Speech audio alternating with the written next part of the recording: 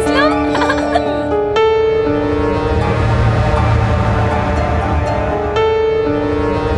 हम देख रहे हैं, जब से वो औरत आपकी जिंदगी में आई है आपको कोई और दिखती ही नहीं।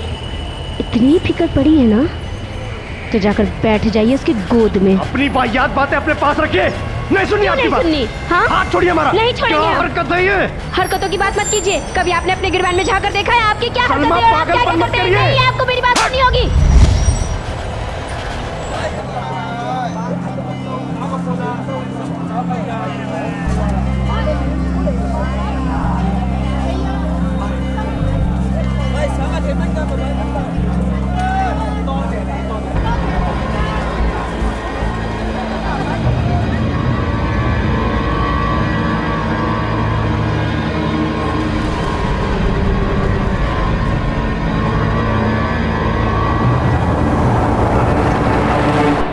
असलम हुसैन अफसा अहमद के साथ 5000 महर। आपके साथ निकाह कबूल है? जी कबूल है।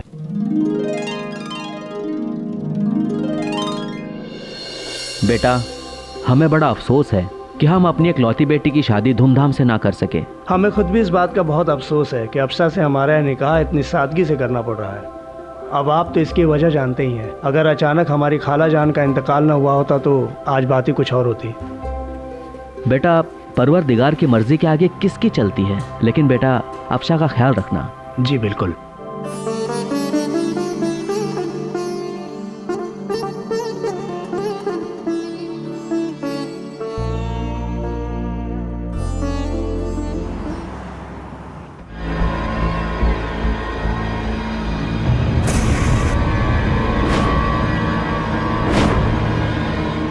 खुशामदीद। सुभान अल्लाह, नजर ना लगे इस जोड़े को। कब से हम राहें बिछाए आपके आने का इंतजार कर रहे थे। आइए, अंदर आइए। चाचा हमारे लिए क्या लाए? आपके लिए हम लाए हैं बहुत ही प्यारी सी दुल्हन चाची। अच्छी लग रही है आपको? हाँ? तो सलाम करिए। अस्सलाम वालेकुम। वालेकुम अस्सलाम। ये हमारे घर के छोटे शहजादे रिजवान। आइए, अंदर आइए। आइए, आप पूछें किस क्लास में पढ़ते हैं ये? अच्छा, तो कौन सी क्लास में पढ़ते हैं आप? फर्स्ट। वाह। और ये फर्स्ट लाते हैं फर्स्ट में, है ना? और हर चीज में फर्स्ट है ये, शरारत में भी, है ना? ये हमारे मरहूम शौहर हैं। कश्मीर में टेररिस्ट के साथ हुई मुठभेड़ में ये शहीद हो गए। आई एम सो सॉरी भाभी, हम मुआफी चाहते हैं। खाला जान के गुजर जाने के गम में हम आपके निकाह में शरीक ना हो सके, मगर एक बात का बहुत यकीन है हमें, अब आप आ गई हैं तो एक एक करके हम सारे गम भूल जाएंगे।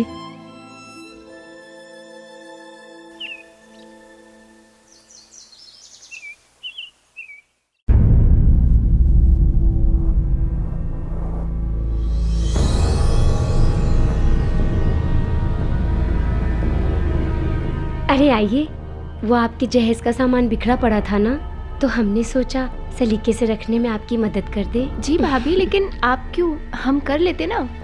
बैठिए। कैसी बातें करती हैं आप? अरे हमारे घर की नई नवेली दुल्हन है आप, और आपके लिए हम इतना भी नहीं कर सकते। ये तो हमारा फर्ज है। वैसे भाभी, हमारी अम्मी ने हमारे लिए ये जहेज बहुत प्यार से संजोया है।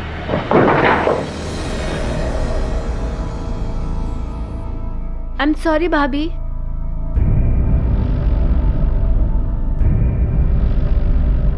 ये सब मेरी माँ ने मेरे जहेज के लिए बनाया। बहुत कीमती होंगे ये सब। जी भाभी। बहुत ही खूबसूरत है। वैसे उन्होंने आपके लिए भी एक तोहफा भेजा है। हाँ? अच्छा, हमारे लिए भी गिफ्ट? जी, आपके लिए। हम आपको अभी दिखाते हैं, आपको जरूर पसंद आएगा। ये देखिए, ये आपके लिए भेजी है। आपको साड़ी पसंद आई?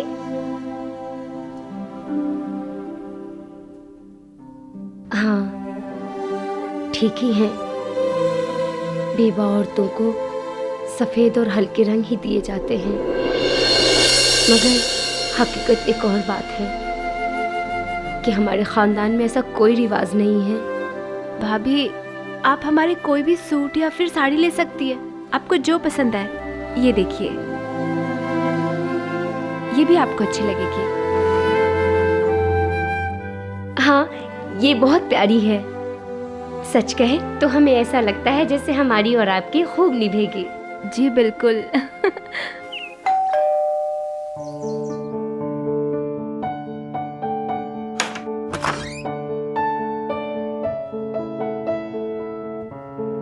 माशाल्लाह, क्या लग रही हैं आप। अरे ऐसे क्यों शर्मा रही हैं आप? लाए बैग हमें दे असलम। लीजिए। भाई आजकल तो हमें इस बात का डर लगा रहता है कहीं आपको हमारी नजर न लग जाए। सच कह रहा हूँ। असलम, हाँ? आप बैठे, हम आपके लिए चाय लाते हैं। बेशक।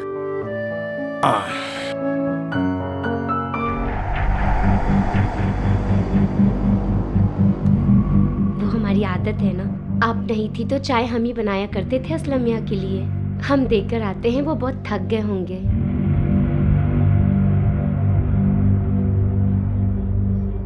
सलाम वालेकुम। अरे वालेकुम अस्सलाम भाभी। क्या चाय। बात है, बहुत खूब। गर्मा गर्म चाय। हाँ। एक नई नवेली दुल्हन अपने पति के साथ ज्यादा से ज्यादा वक्त अकेले बिताना चाहती है और अफशा भी यही चाहती थी, और इसमें कुछ गलत भी नहीं है। लेकिन इस तरह बार बार सलमा का उन दोनों के बीच आना अफशा को थोड़ा खल रहा था। जो स्पेस और प्राइवेसी उसे अपने ससुराल में मिलनी चाहिए थी वो अफशा को नहीं मिल रही थी। पर इसकी वजह क्या थी और आखिर क्या चल रहा था अफशा के ससुराल में? असलम, हम मजाक कर रहे थे, असलम हम गिर जाएंगे। आप तब तक नहीं गिरेंगी जब तक आप हमारी बाहों में। अच्छा। हाँ। और अगर गिर गए तो? आप गिर गई तो हम भी आपके साथ गिर जाएंगे। अब जा कहाँ रही हैं आप इधर आए। असलम, आप इधर नहीं आए पहले तो फिर लीजिए हम ही आ जाते हैं। असलम, असलम।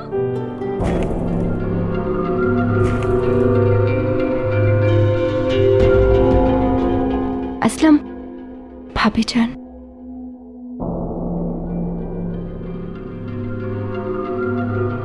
असलम, जरा इधर आइए।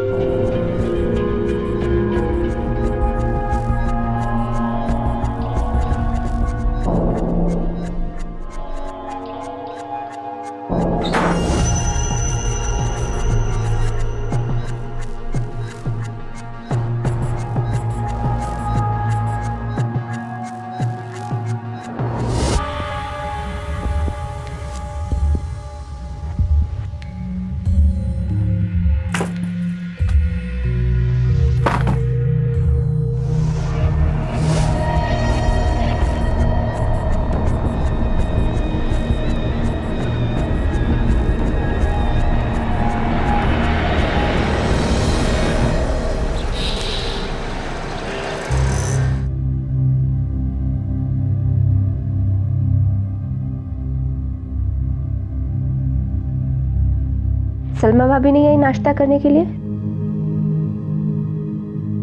अब हमें कैसे पता होगा कि क्यों नहीं आई? आप ही क्यों नहीं पूछ लेती जाकर? हमने पूछा था पर हमें कोई जवाब नहीं दिया। सुबह से उनका दरवाजा भी बंद है। कोई बात है क्या?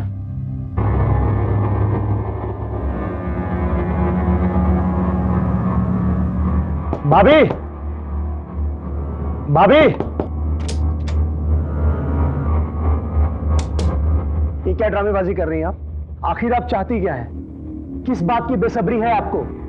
क्यों इतनी जल्दी मचा रखी है आप? अच्छा, तो अब आप भी हमसे ऊंची आवाज में बात करने लगे। कोई खता नहीं आपकी, हमारी तो किस्मत ही ऐसी है। जो शख्स बार बार अपनी किस्मत को कोसता है ना, उसकी किस्मत भी उसका साथ नहीं देती, समझिए आप? असलम मियां, ये जुमलेबाजी किसी और को सुनाइएगा, हमें नहीं। आपसे तो बात करना ही फिजूल है। हमेशा तो आपका पारा साथ में आसमान पर नजर आता है।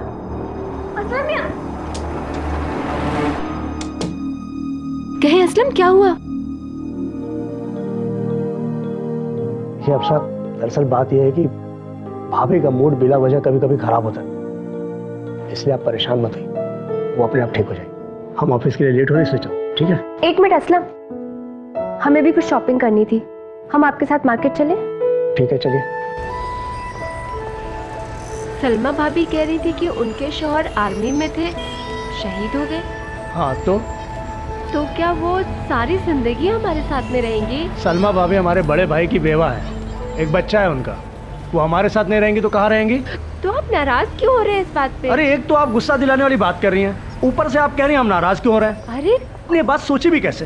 एक बात कहें आपसे, हमें ऐसा लगता है कि उनको ना हमारी खुशियों से जलन होती है, वो जलती है हमसे। अरे जब भी हम आपके करीब आने की कोशिश करते हैं, किसी न किसी बहाने से वो हमारे बीच में आ जाती है।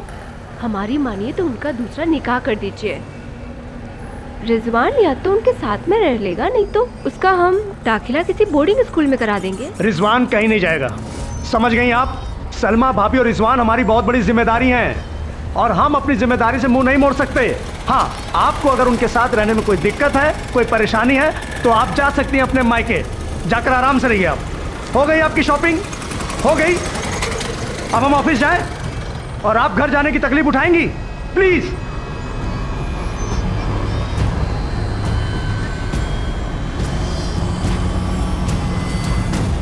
सलमा भाभी का उनके साथ रहना और बार बार उनकी जिंदगी में दखल देना अफशा को बहुत नागवार गुजरने लगा। अफशा तो ये महसूस कर रही थी, लेकिन असलम को ये सब कुछ भी अटपटा नहीं लग रहा था। और जब अफशा ने इस बारे में खुलकर असलम से बात की तो असलम ने उसे ही झड़क दिया। रंजिशें और आपसी झगड़े बढ़ते गए और फिर हालात बद से बदतर हो गए।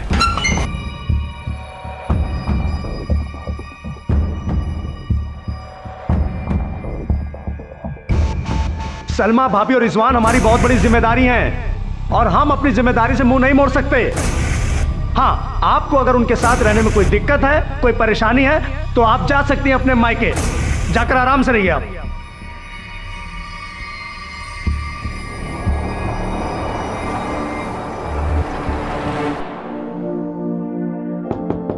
भाभी, भाभी, भाभी 1:45 बज गए, आप अभी तक रिजवान को लेने बस स्टॉप नहीं गई? आज हमारा जी कुछ ठीक नहीं लग रहा है और घड़ी पे नजर भी नहीं गई हमारी। ठीक है, आप आराम कीजिए, मैं जाके रिजवान को ले आती हूँ।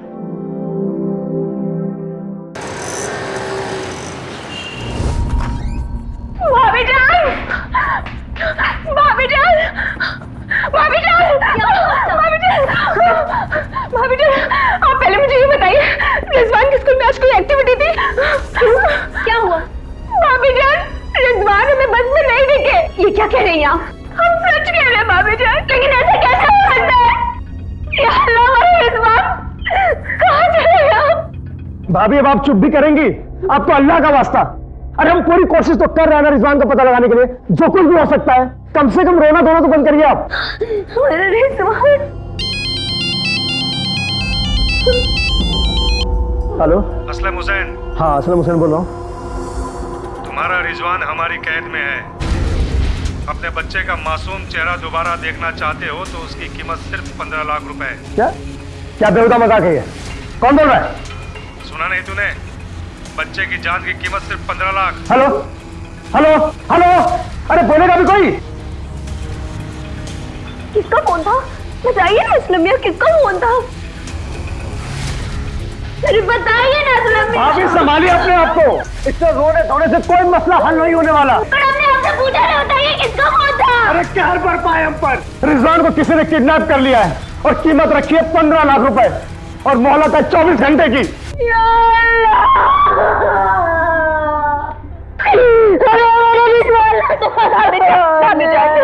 सब ठीक हो जाएगा, संभालिए अपने आप को, सब ठीक हो जाएगा। आप जाइए, जाकर पुलिस स्टेशन में रिपोर्ट लिखाइए। पागल हो गई आप? हाँ? हमारे बच्चे की जान लेना चाहती है? अगर हम लोग पुलिस में रिपोर्ट करेंगे तो वो लोग हमारे बच्चे की जान ले लेंगे। नहीं, कोई रिपोर्ट नहीं करेगा, पुलिस ने कह दिया ना, कोई रिपोर्ट नहीं करेगा। हम हमारे बच्चे को खोना नहीं चाहते हैं। आप किसी भी तरीके से रुपए का इंतजाम कीजिए, हमारे बच्चे को हमें ला दीजिए, हमारा बच्चा हमें देना। नहीं, हम अपने बच्चे को नहीं खोना चाहते। लेकिन भाभी, हम इतने रुपए कहाँ से लेकर आएंगे? कहीं से भी इंतजाम कीजिए, लेकिन हमें हमारा कहाँ से लेकर आएंगे हम? कर्ज क्या कोई भीख भी नहीं देगा हमें? 15 लाख रुपए, आप समझ रही हैं? 15 लाख।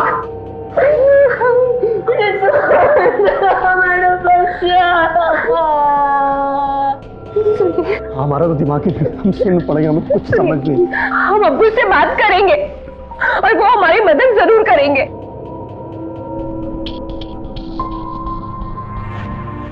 बेटा, बहुत दुख हुआ रिजवान के बारे में सुनकर।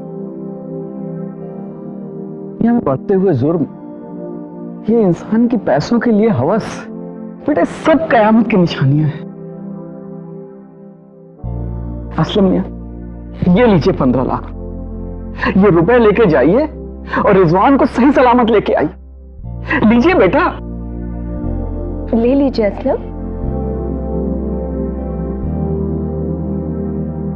अबू, हम बिल्कुल भी नहीं समझ पा रहे कि हम आपका इतना बड़ा एहसान कैसे उतार पाएंगे। अब सब बातें छोड़िए, आप पैसे लीजिए और जाके रिजवान को लेके आइए।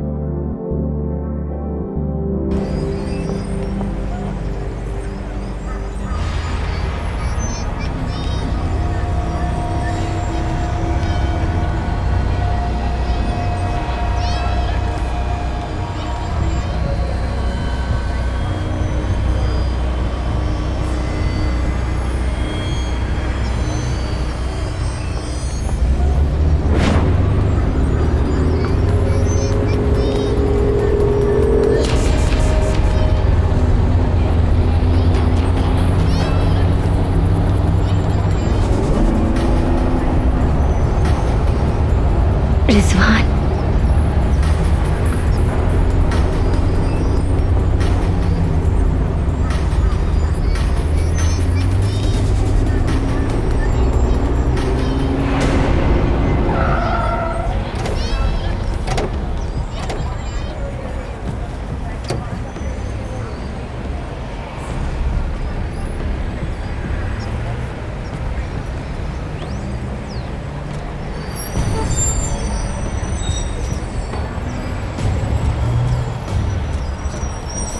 जहाँ हो वहीं रुक जाओ।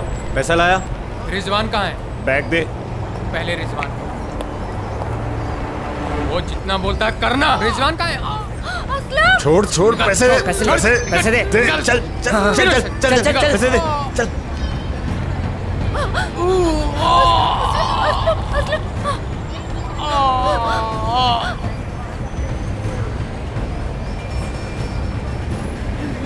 रिजवान,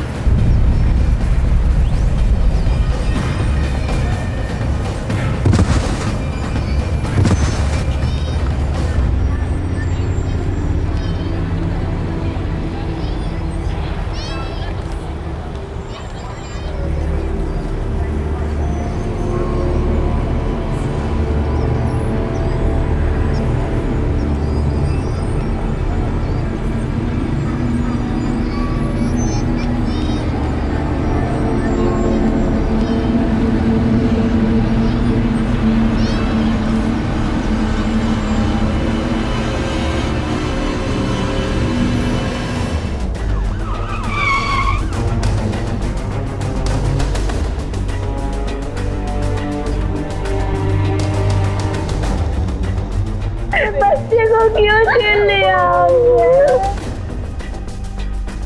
असलम हुसैन, असलम हुसैन, हमें इस केस के सिलसिले में तुमसे कुछ पूछताछ करनी है। इंस्पेक्टर साहब, हमारे शौहर अभी इस हालत में नहीं है कि आपके किसी भी सवाल का जवाब दे सके। मेहरबानी करके आप लोग बाद में तशरीफ लाएं। ठीक है, चलो।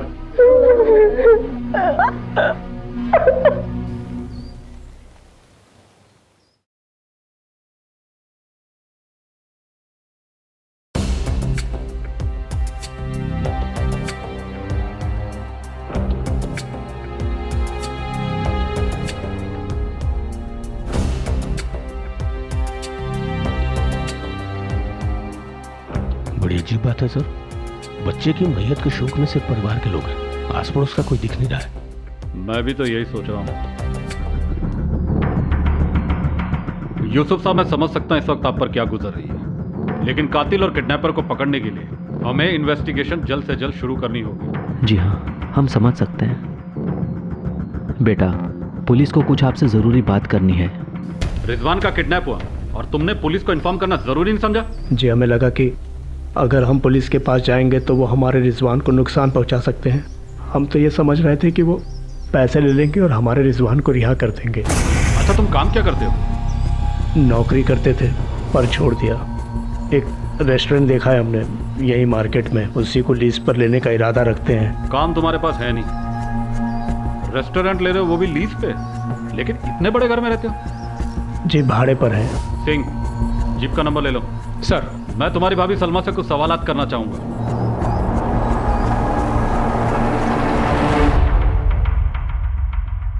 ये तस्वीर किसकी है?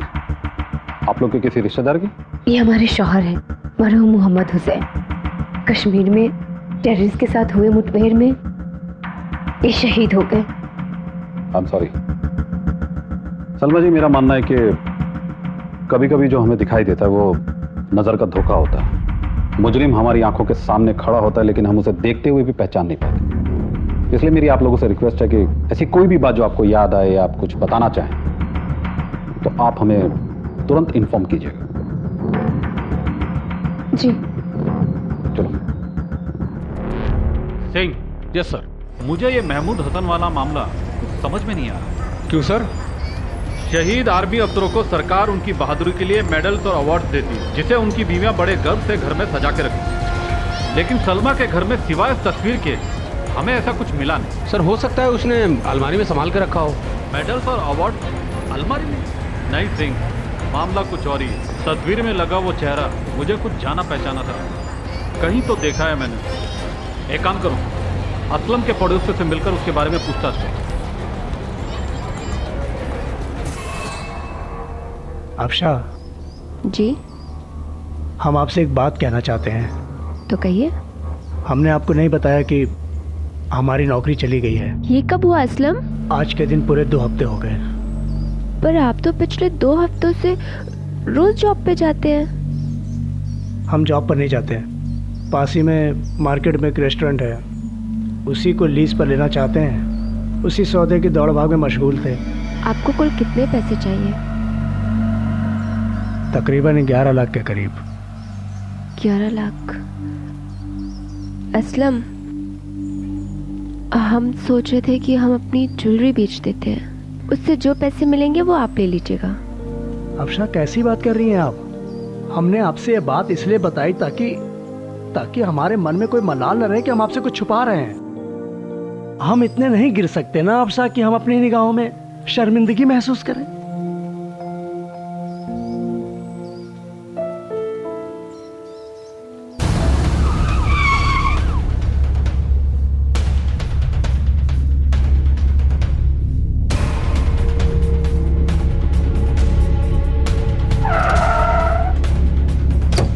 सर, उनके पड़ोसी उनके बारे में कुछ खास नहीं जानते, क्योंकि असलम और उनकी फैमिली 2-3 हफ्ते पहले ही उस मोहल्ले में रहने के लिए आए और आस पड़ोस के लोगों से भी कोई खास जान पहचान नहीं है। जीप का रजिस्ट्रेशन नंबर? सर, वो नंबर गलत निकला। सर, हो सकता है उसने नंबर ठीक से देखा नहीं हो, या शायद सर ये भी हो सकता है कि उसने नंबर जानबूझकर गलत दिया। और वो फौजी अफसर महमूद हसन, उसके बारे में कुछ पता चला? सर, मैंने आर्मी हेडक्वार्टर को लिख दिया है, 1-2 दिन में शायद जवाब आ जाए। भाभी, ये आप कैसे आलू छील रही हैं? आप तो ज्यादा से ज्यादा आलू बर्बाद कर रही हैं। तो अब आप सिखाएंगे हमें तौर तरीके, हाँ, कि घर कैसे चलाना है और कैसे नहीं? हम कह नहीं रहे हैं, आपको समझा रहे हैं। भाभी, पैसे पेड़ पे तोड़ते नहीं हैं, हमारे शौहर की गाड़ी कमाई के पैसे हैं। शौहर? जी, हमारे शौहर। एक बात मत भूलिएगा, इस घर पे आपसे ज्यादा हमारा हक है, हमारा। क्या हो रहा है? असलम, आप दोनों झगड़ क्यों रहे? असलम मियाँ, हम झगड़ नहीं रहे। आपकी बीबी हम पे धौंस जमा रही है। और सच तो ये है कि एक तो चोरी, ऊपर से सीना चोरी। चोरी? कौन सी चोरी? हाँ, चोरी की है आपने, जुल्म किया है हमारे ऊपर, हमारा सुख चैन सब छीन लिया है आपने, हमारी रिजवान की जान ली है आपने, और अब हमारी भी जान लेना चाहती हैं आप। सच यही है कि हमें अपने रास्ते से हटाना चाहती हैं आप। बस करिए आप। सलमा भाभी, आपको जरा भी इल्म है कि आप क्या बोल रही हैं? हम सच कह रहे हैं असलम बाबू, सच कह रहे हैं। इसकी नजरों में हम आपके लिए बोझ हो चुके हैं।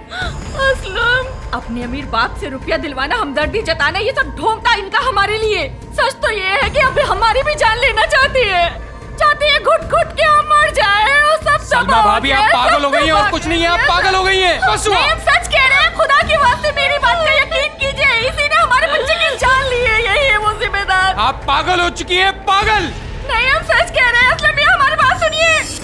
सर, किडनैपर ने जिस नंबर से असलम हुसैन को फोन किया वो प्रीपेड नंबर है सर, जाली डॉक्यूमेंट पे लिया गया होगा। और सर ये कि मैंने कई बार उस नंबर पे ट्राई किया, लेकिन तभी से वो नंबर बंद आ रहा है, लेकिन मैंने भी हिम्मत नहीं हारी सर, मैंने पता लगा लिया है। उस नंबर से शांति नगर में रहने वाले एक गुंडे को कई बार कॉल किया गया है। गुंडे को? जी सर। क्या नाम है उसका? पांड्या। और पुलिस रिकॉर्ड में पांड्या चक्कू के नाम से मशहूर है। आखिरी वार्निंग दे रहे हैं हम आपको, अगर दोबारा अफसा से कोई बदतमीजी की या इस तरह के घटिया इल्जाम लगाए तो क्या कर लेंगे आप? बताइए ना, क्या कर लेंगे? हम देख रहे हैं, जब से वो औरत आपकी जिंदगी में आई है आपको कोई और दिखती ही नहीं। इतनी फिक्र पड़ी है ना, तो जाकर बैठ जाइए उसकी गोद में। अपनी वाहियात बातें अपने पास रखिए। नहीं सुननी आपकी बात? सुननी? हाँ? हाथ छोड़िए हमारा। नहीं छोड़ेंगे। क्या हरकत है ये? हरकतों की बात मत कीजिए। कभी आपने अपने गिरबान में झांकर देखा है? आपकी क्या हरकतें हैं? आप क्या पागलपन मत करते हैं? करिए। नहीं, आपको मेरी बात सुननी होगी।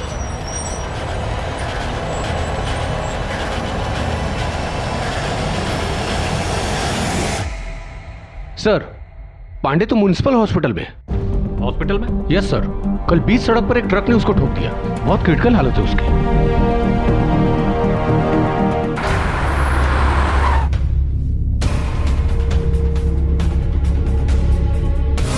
पांड्या को कुछ लोग बेहोश हालत में उठा करके लाए थे, अब तक उसे होश नहीं आया। डॉक्टर, एक मासूम बच्चे के किडनैप और हत्या के सिलसिले में पांड्या से पूछताछ करनी। क्या आप बता सकते हैं उसे होश कब तक आ सकता है? अपनी तरफ से पूरी कोशिश कर रहा हूँ, 1-2 दिन में होश आ जाएगा।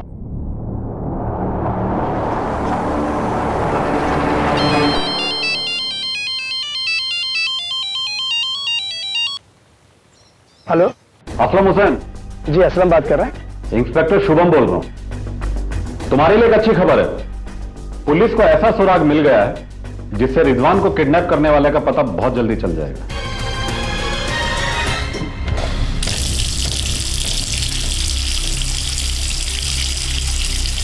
हमारे लिए भी चाय बना दीजिए। जी भाभी, नाराज हैं आप हमसे? हमें माफ कर दीजिए, हम बहुत शर्मिंदा अपने किए हुए गुनाह के लिए। सच कहें तो रिजवान की मौत के बाद हम बहुत कमज़ोर पड़ गए हैं। जिन बदमाशों ने हमारे मासूम बच्चे का कत्ल किया, उसके खिलाफ हमारे मन में इतना गुस्सा भरा है कि अब छोटी छोटी बात भी हमें बिल्कुल बर्दाश्त नहीं होती है। ऐसा लगता है जैसे हमारा कलेजा फटकर बाहर आ जाएगा। हमें बहुत अफसोस है, इस बात के लिए हमें माफ़ कर दीजिए। नहीं भाभी, हम आपके दुख को समझ सकते हैं। अल्लाह ने अगर आपको जख्म दिया है तो उस जख्म से बाहर भी निकालेगा। आप बस हौसला रखिए। हाँ, आप ठीक कह रही हैं। अब पता नहीं क्यों यहाँ जी नहीं लगता है।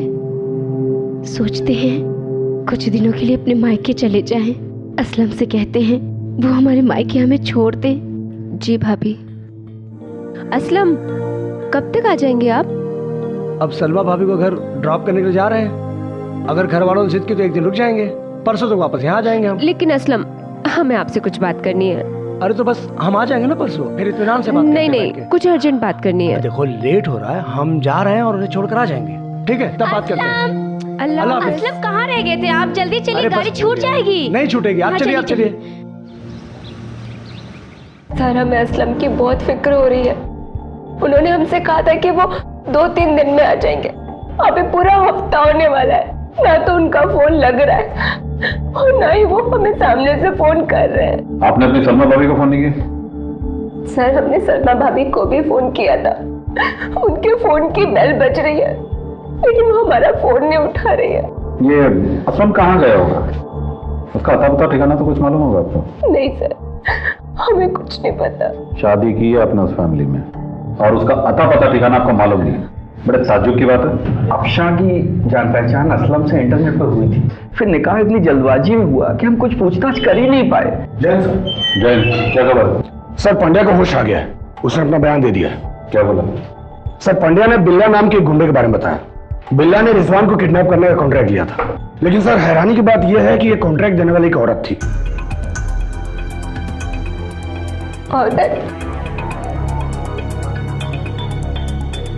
पंड्या ने बिल्ला का पता ठिकाना कुछ बताया? सर, पंड्या ने बताया कि बिल्ला एक मैकेनिक है, लेकिन थोड़ा याश टाइप का आदमी है। या तो गैरेज में मिलेगा या फिर किसी तवाइफ के कोटे पर। इंस्पेक्टर साहब, ये सब माजरा क्या है? आप परेशान मत होइए, अब कड़ी से कड़ी मिलती जा रही है। बहुत ही जल्द इस ड्रामे का पर्दा खुलने वाला है।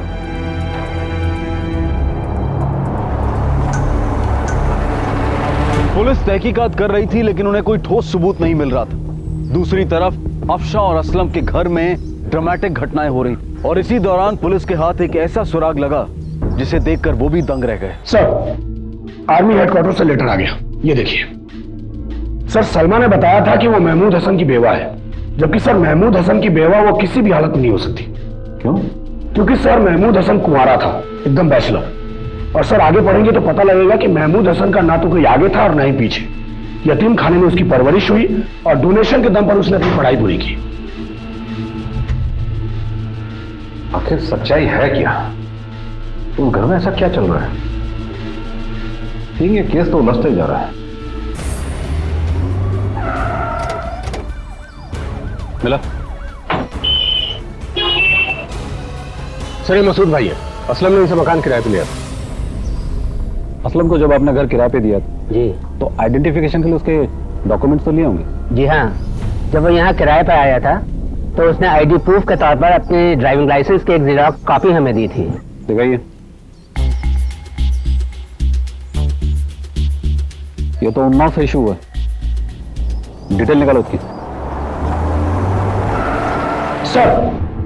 सर ये असलम तो एक नंबर का चालबाज और बेरुपया निकला।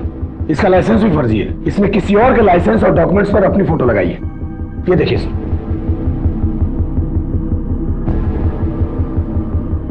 तो इस असली असलम से मैं फौरन मिल रहा हूँ। Right sir. चलो।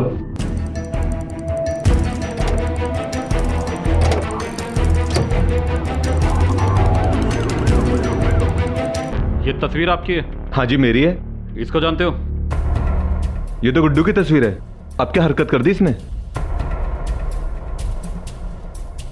और क्या जानते हो उसके बारे में? सर, बहुत अच्छे से जानता हूँ इसे। गुड्डू उर्फ गफ्फार अली उन्नाव के पास एक छोटे से गांव में रहता था। बहुत बड़े बड़े सपने थे सर इसके। चोरी चकारी करके रुपए हासिल करना और अय्याशियों में उड़ा देना। लेकिन आप लोग क्यों पूछ रहे हो उसके बारे में? इस औरत को जानते हो? ये उसके साथ रहती थी। होगी सर कोई माशूका उसकी। अच्छा, ये गुड्डू और गफ्फार अली का एड्रेस जानते हो? जी हाँ। पुलिस की कोशिशों से राज खुलते जा रहे थे। असलम का रचाया हुआ खेल सामने आ रहा था। खून की लकीरें फैलती जा रही थी। कौन किसके साथ मिला हुआ था? क्या सब के सब पर्दाफाश हुए या इनमें से कोई छुपा रुस्तम भी था?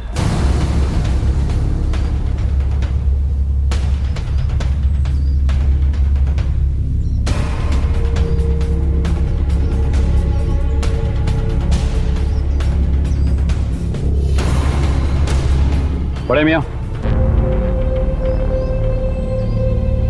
जी कहिए। गुड्डू उर्फ गफ्फार अली आप लोगों का बेटा? मेरा बेटा था, मगर अब हमारे लिए वो मर चुका है। रुकिए बड़े मियां, पुलिस को गुड्डू की तलाश है। वो आपके लिए मर गया ये कहकर आप उसे कानून की गिरफ्त से बचा नहीं सकते। बचा रहे हैं? कौन बचा रहा है उसे? अगर वो कानून की नजरों से बच भी गया तो अल्लाह उसे सजा देगा। अल्लाह।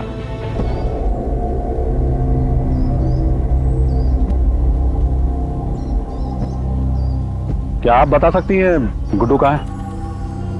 देखिए, हो सकता है आपके सच बताने से गुड्डू की जान बच जाए। देखिए, गुड्डू कहाँ है ये तो हम नहीं बता सकते, लेकिन हाँ, कल उसका फोन हमारे पास आया था।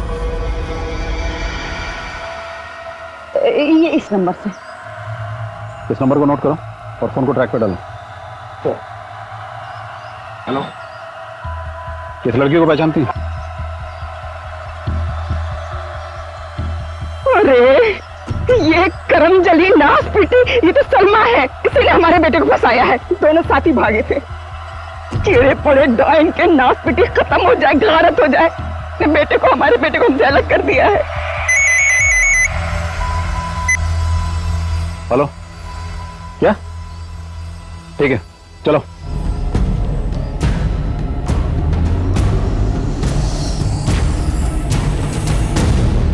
इतनी चालाकियां होशियारियां करने के बाद इसे मिला क्या? सिर्फ दर्दनाक मौत। चलो चलकर सीसीटीवी फुटेज देखते हैं। Sir,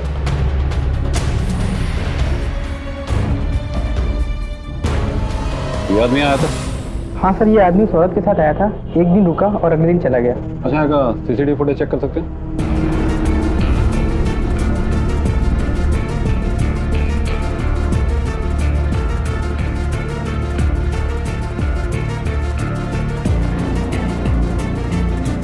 next day. Thanks. Singh, एक काम करो सर। गुड्डू की माँ का फोन लगातार चेक करते रहो। वो अपनी माँ से फोन पे बात करने की कोशिश जरूर करे। Yes sir. बॉडी को पोस्टमार्टम के लिए भिजवा दो। सर। हाँ सिंह बोलो। सर अभी अभी गुड्डू की माँ की सेल पे गुड्डू का कॉल आया था। कॉल ट्रेस हुआ है सर। सर कॉल इटावा से है। गुड, मैं भी पहुंच रहा हूँ। सर।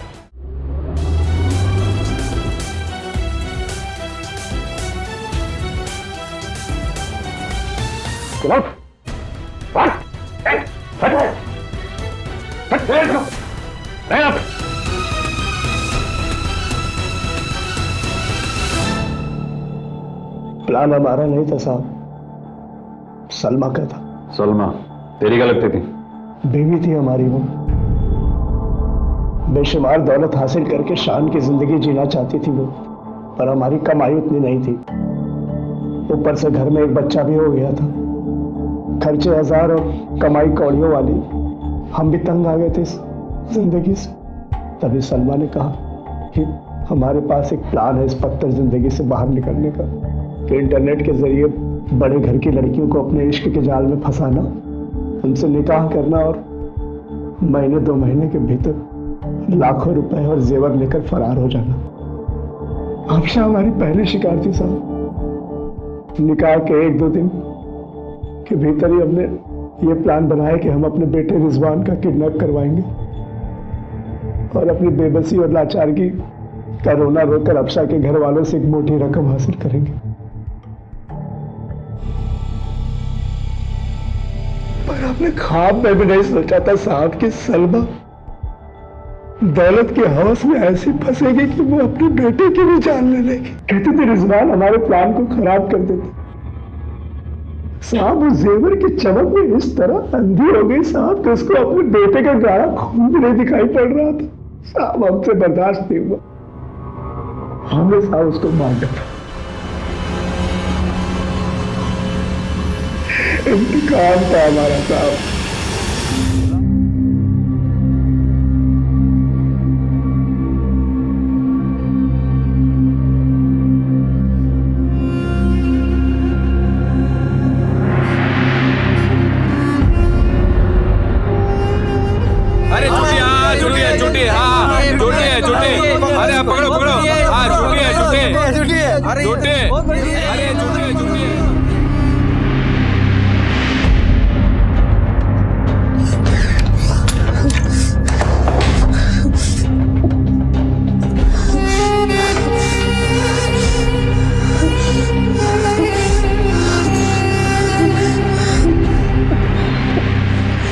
चाय की चुस्कियों के साथ हम दिन का अखबार पढ़ते हैं। सीमा पर कितने जवान मारे गए, किस आतंकी हमले में कितने मासूम लोगों की जानें गईं। आए दिन बढ़ते अपराध, रेप, खून, मर्डर, किडनैपिंग, ये सारी खबरें हमें सुनने को मिलती हैं। लेकिन उन्हें सुनने या पढ़ने के बाद हम ये भूल जाते हैं कि इन खबरों से कितने जीवन ध्वस्त हुए, कितने परिवार उजड़ गए। हम उलझ जाते हैं अपनी रोजमर्रा की जिंदगी में, जैसे अखबार एक आदत हो। लेकिन हमें गुस्सा नहीं आता, फिर चाहे अपराध कितना भी घिनौना और बेचैन कर देने वाला क्यों ना हो, हम खामोश ही रहते हैं।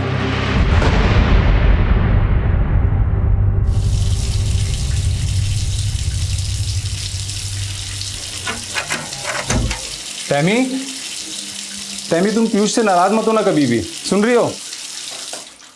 और आज खाना क्यों नहीं खाया? देखो मैं तुम्हारे लिए गरम गरम खाना लाया हूं, चलो जल्दी से खा लो। भाई नाराज हो मुझसे? बात नहीं करनी? ओके बाबा, मत करो बात।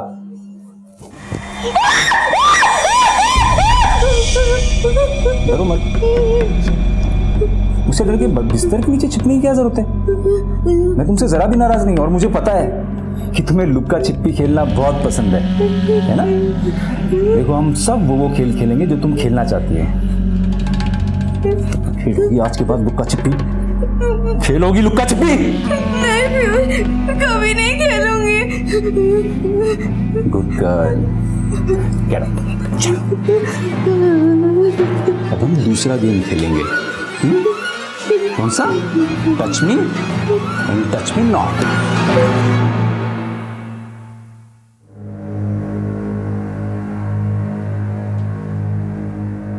मॉर्निंग पुणे।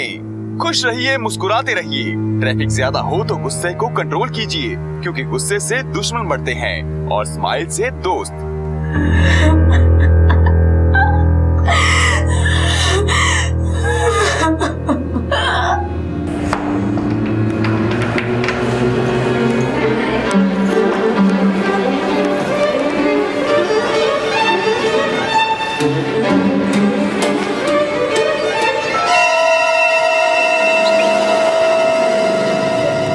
दादा भंडार चलो।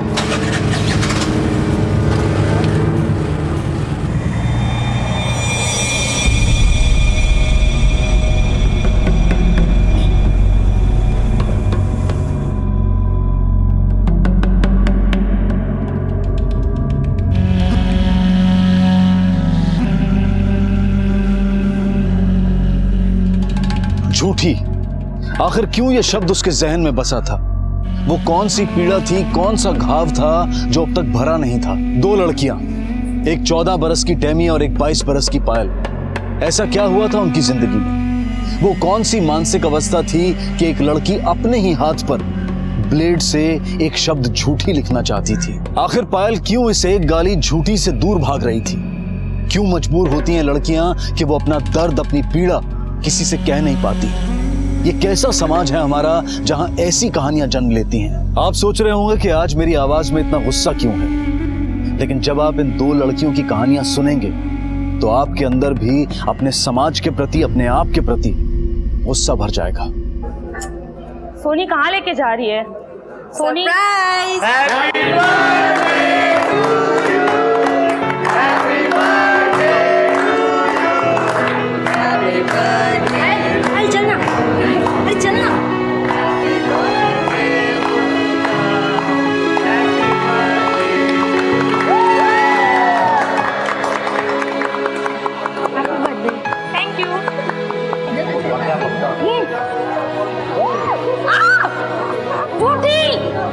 तूने क्यों लगाया? मैं तुम्हें मना किया था ना, नहीं लगाएगी, तूने बोला था। झूठी मत लगा फेस पे, झूठ बहुत बोलती है। आज जब मैं तुम्हें स्कूल से लेने आया था तो एक लड़का तुम्हें टकटकी लगाए देख रहा था। देखा तुमने? पसंद है वो? कोई और लड़का क्लास का? नहीं पीयूष। शाबाश। लड़के गंदे होते हैं, चालाक होते हैं, वो लड़कियों का फायदा उठाते हैं। मेरे साथ बोलो, लड़के गंदे होते हैं। लड़के गंदे होते हैं। उनसे हमेशा दूर रहूंगी। उनसे हमेशा दूर रहूंगी। शाबाश, गुड गर्ल।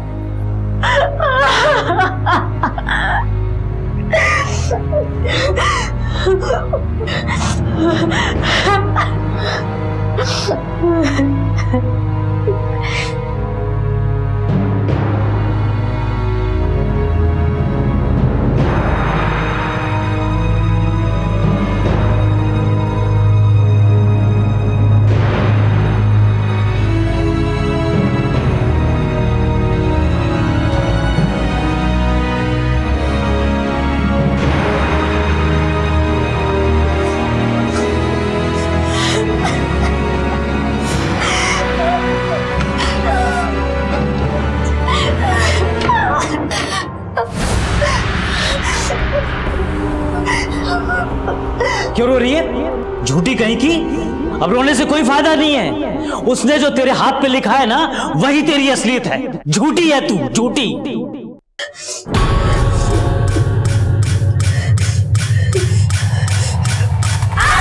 हाँ हाँ भाई, दे दूंगा तुम्हारे पैसे। कहीं भागा नहीं जा रहा हूं मैं। हाँ हाँ ठीक है। टेमी, मैं 3 घंटे में वापस आता हूं, अपना ध्यान रखना।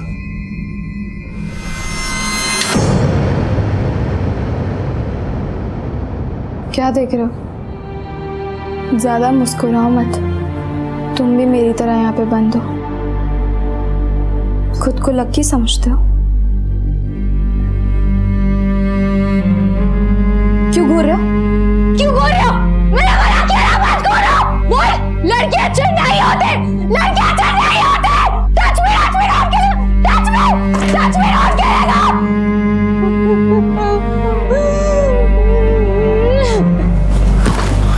ऑन पायल, गेट अप, चलो किक, फोर्स फोर्स, पावर चाहिए किक में, force, punches, come on, one, fast fast,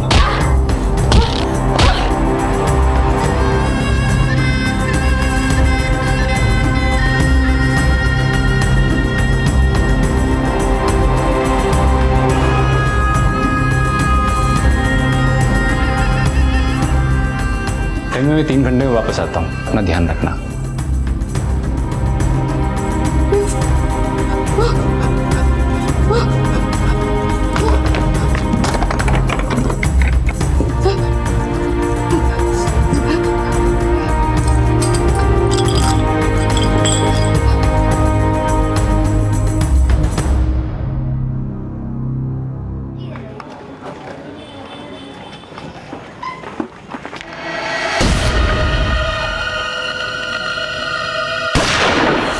ये तो गोल की तरफ से गोली चलने का आवाज है।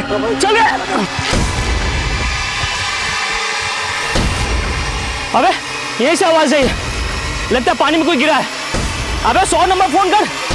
अबे लवकर रे।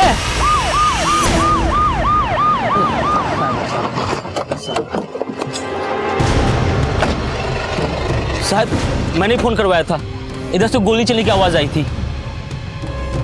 सारा एरिया स्कैन करो।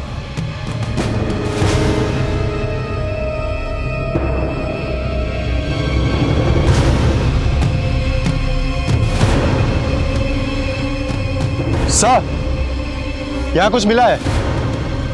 सर ये देखिए, ताज़े खून के निशान यहाँ पर भी। और सर ये देखिए, ये चुन्नी का टुकड़ा मिला है।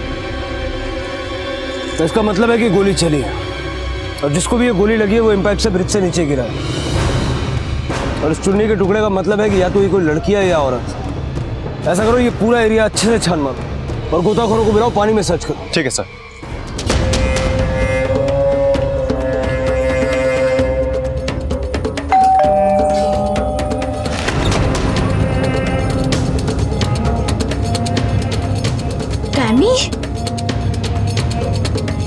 आ जाओ अंदर आओ।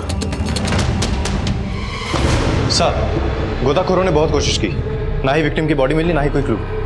लगता है बॉडी नाले में बहकर दूर चली गई। आसपास के पुलिस स्टेशन में पता किया? कोई मिसिंग कंप्लेंट? नहीं सर, कोई मिसिंग कंप्लेंट नहीं है, और ना ही विक्टिम के बारे में कोई जानकारी। लेकिन सर, अंधेरे में तीर चलाने जैसा एक आइडिया है। बोलो। सर, जब मैं आसपास के इलाकों में देख रहा था तो वर्किंग वुमेन्स हॉस्टल नजर आया। वहां पर पूछताछ करें, क्योंकि अगर लड़की फैमिली वाली होती तो अब तक मिसिंग कंप्लेंट आ जाती। चलो देखते हैं। कितनी लड़कियां हैं हॉस्टल में? 47। कोई ऐसी लड़की है जो कल रात से गायब हो? हाँ सर, पायल नाम की एक लड़की है जो कल रात से वापस नहीं आई। पायल का रूम नंबर 104।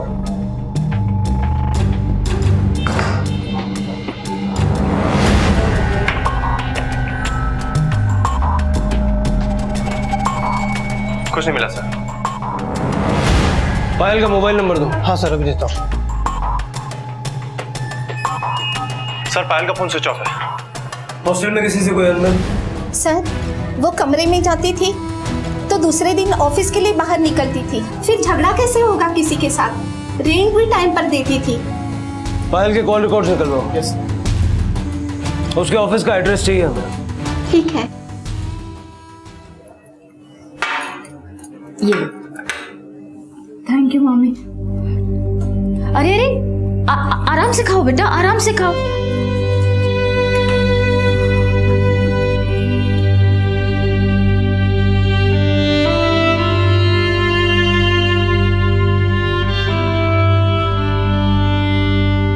तुम इतनी चुप चुप से क्यों हो? और पीयूष क्यों नहीं आया तुम्हें छोड़ने? टूर पे गए। टूर पे? कुछ बताया भी नहीं। तुमसे कुछ बोला था क्या? कुछ कहा था? मैं अभी आती हूँ उसे फोन करके।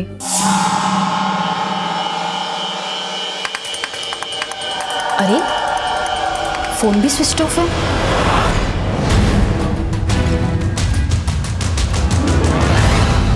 साइलेंट मूवी के कैरेक्टर जैसी थी पायल। काम पे पूरा ध्यान था, पर ना अपने बारे में कभी और ना ही किसी और के बारे में कोई बात करती। बस यस सर, नो सर, जी सर। कब से काम करती थी? अप्रोक्सीमेटली 4 महीने हो गए उसे अभी। ऑफिस में किसी से कोई दुश्मनी? सर किसी से बात करे तो दुश्मनी होगी ना sir. No controversies at all. उसका परमानेंट एड्रेस है आपके पास? रिकॉर्ड से मिल जाएगा सर। कल ऑफिस आई थी? यस सर, और रोज की तरह शाम को 6 बजे चली गई। कल पायल ने यही चुन्नी पहन के रखी थी? सर एग्जैक्टली तो नहीं बता सकता, पर हाँ ब्लैक कलर की चुन्नी पहनी थी उसने। आती जाती कैसे थी? सर ऑफिस के बाहर एक ऑटो स्टैंड है, अक्सर स्टाफ वहीं से रिक्शा लेते हैं। हाँ साहब, ये लड़की तो रोज मेरे ऑटो से जाती थी साहब। कल भी तुम्हारे ऑटो से गई थी? हाँ साहब, कल तो मैंने इसको बानेर छोड़ा था। लेकिन उसका हॉस्टल तो इंजेवाड़ी में। हफ्ते में 3 बार तो ये बानेर जाती थी और बाकी के दिन हॉस्टल में साहब। चलो दिखाओ मैं कल उसे कहाँ छोड़ा था। चलिए साहब। लीजिए, नहा लिया बेटा?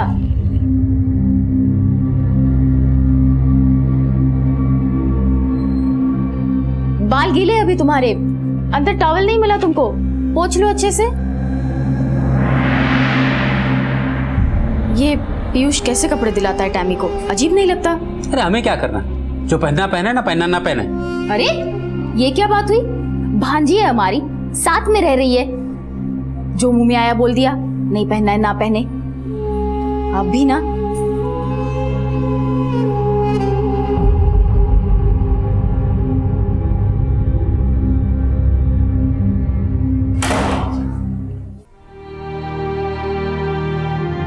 देखो हम सब वो खेल खेलेंगे जो तुम खेलना चाहती है। कौन सा?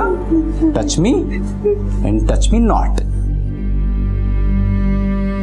लड़के गंदे होते हैं, चालाक होते हैं, वो लड़कियों का फायदा उठाते हैं।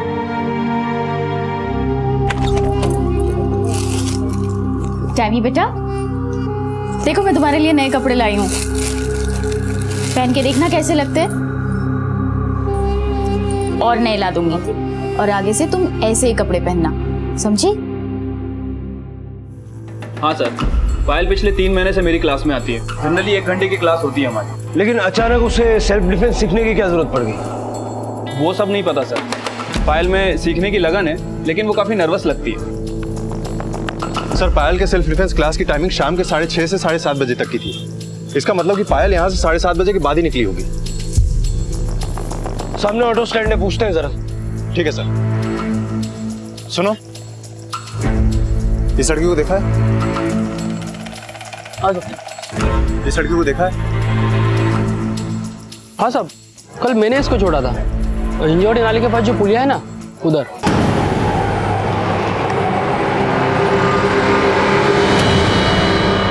कल इसने यही ओढ़नी पहन के रखी थी? साहब ठीक से तो कुछ याद नहीं है, शायद काले कलर की ओढ़नी थी।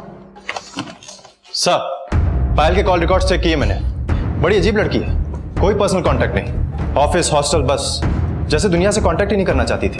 डरी सहमी सी जवान लड़की, बात न करने वाली, सेल्फ डिफेंस सीखने वाली। कोई तो वजह है उसकी इस चुप्पी, इस डर की, जिसकी जड़ें उसके पास में ही होंगी। तभी पता चलेगा कि किसने उस पर गोली चलाई और क्यों।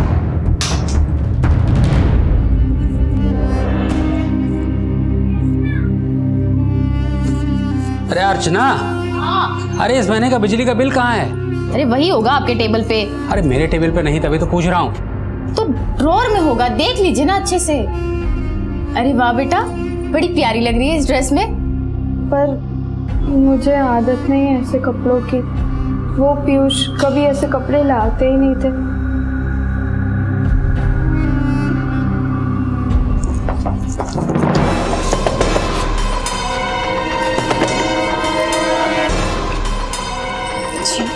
पायल रस्तोगी, आपकी बेटी लापता है, हमें उसकी तलाश है।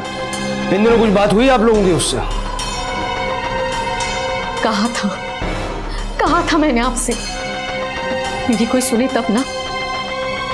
लगता है कोई नई मुसीबत आ पड़ी है हमारी बच्ची पर। नई मुसीबत मतलब? देखिए चुप रहने से कुछ हासिल नहीं होगा। इससे पहले क्या मुसीबत आई थी? मैं अब चुप नहीं रहूंगी, मैं बताती हूँ आपको। पिछले साल दिसंबर महीने के एक दिन आ रही हूँ।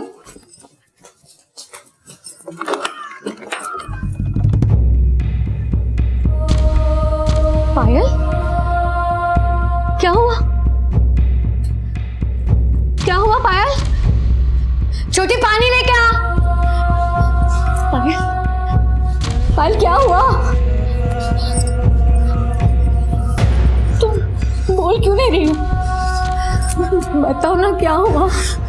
ये सब क्या क्या हुआ? हाँ बोलो क्या हुआ? मेरे साथ क्या हुआ? रंजीत कालिया नाम था उसका। उसने हमारे बच्चे के साथ, मेरी बच्ची टूट चुकी थी, फिर भी लड़ने की जिद थी उसमें। उसने कहा माँ मुझे पुलिस में कंप्लेंट करानी है। अरे दिमाग खराब है क्या तेरा? हैं? पूरी दुनिया के सामने ढोल बजाएगी क्या? पर आप तू चुप रहे और रिपोर्ट लिखाने की कोई जरूरत नहीं है। अरे उसने तो अभी हाथ पे झूठी लिखा है। पुलिस के पास जाके क्या सबको बताना चाहती है? बहुत गहरा सदमा था मेरी बच्ची के लिए। अब क्या करते साहब, वो गुंडा मवाली था, हमारी एक बेटी और थी। लेकिन पायल भी तो हमारी बच्ची थी ना। रो मत बेटा।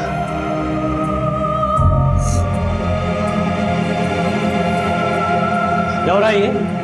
हैं? क्यों रो रही है? जब उसके साथ मुंह काला किया तब नहीं सोचा? झूठी कहीं की।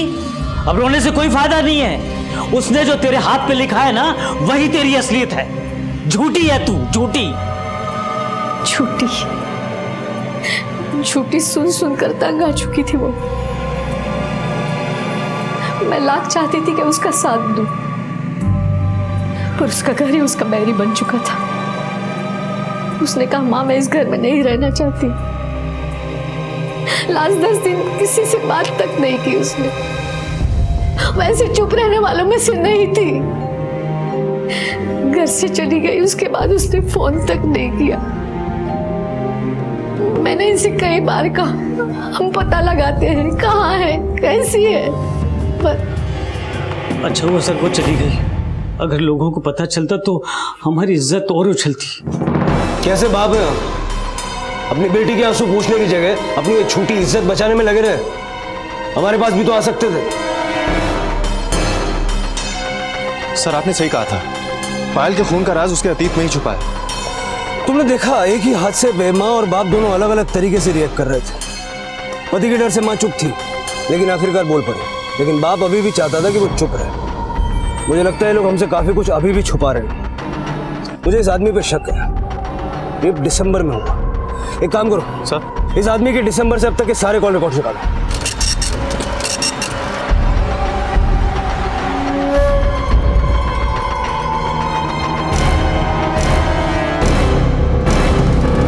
उठाओ पायल के बाप को।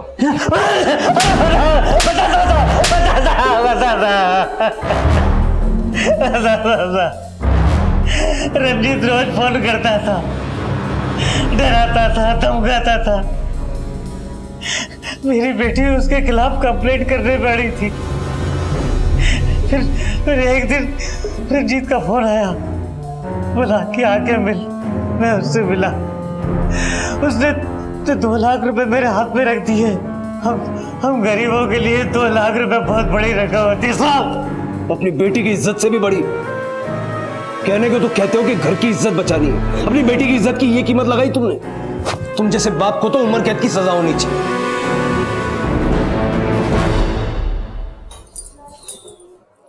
दिन में लाइट क्यों जला के रखा हुआ है?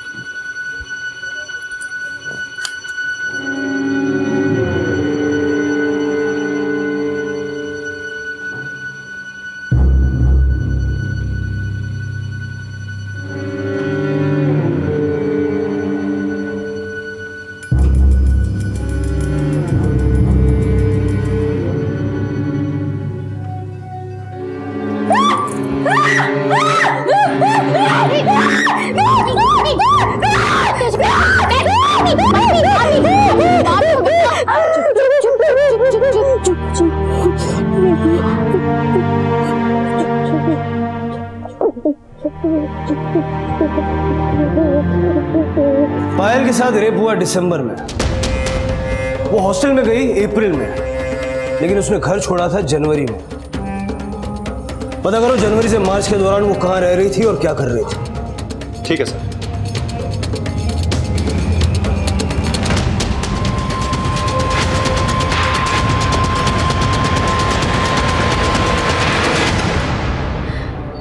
अरे ये पीयूष अभी तक आया नहीं है। सर, पायल हॉस्टल ज्वाइन करने से पहले शिवाजी नगर में पीजी थी। ये रहा एड्रेस।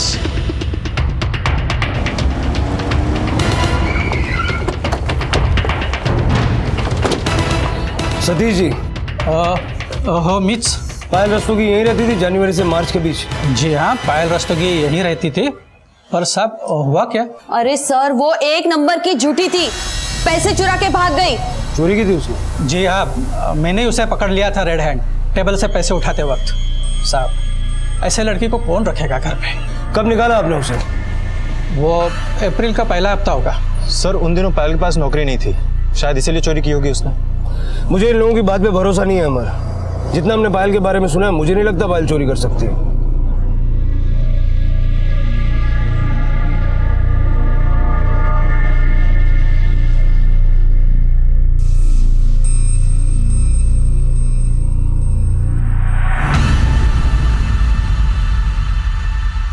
क्या कर रहे हो आप यहाँ? मैं क्या कर रहा हूँ? मैं तो बस ऐसे ही। मैं तो बस ऐसे ही क्या? हाँ, अंधी नहीं हूँ मैं। 14 साल की बच्ची है वो, भांजी है हमारी, अपनी बेटी जैसे। और आप तो बस अपने घर में मैं उसे देख रहा था कि वो सोई पड़ी है दिन में। देख रहे थे? बुखार देखने के लिए हाथ सर पे रखा जाता है, ऐसे नहीं जैसे आप छू रहे थे। पूरा मोहल्ला जानता है आप कितने बदनाम है। तू मेरे घर में सिखाया?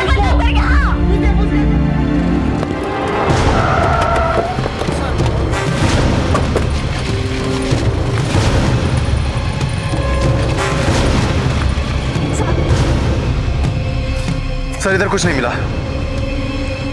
बॉडी काफी डिकम्पोज हो चुकी है। और सर, ये नाला उसी नाले से जाके मिलता है जिसके पुल पर पायल को गोली मारी गई थी। हो सकता है लाश पायल की हो। बॉडी को पोस्टमार्टम के लिए भेजो और फैमिली को आइडेंटिफिकेशन के लिए बुलाओ। ठीक है सर।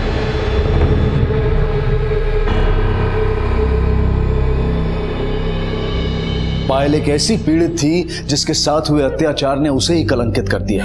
ना तो अतीत ने उसका पीछा छोड़ा और ना ही जिंदगी ने उसे गले लगाया। लेकिन उसके इस दर्दनाक अंत का जिम्मेदार कौन था? उसकी हत्या किसने और क्यों की? और टैमी की इस मनोदशा का जिम्मेदार कौन था? क्या टैमी की कहानी का अंत भी पायल जैसा ही था? क्यों वो एक ही शब्द झूठी को बार बार अपने हाथ पर कुरेदती रहती थी? टैमी, दरवाजा खोलो। टैमी, दरवाजा खोलो।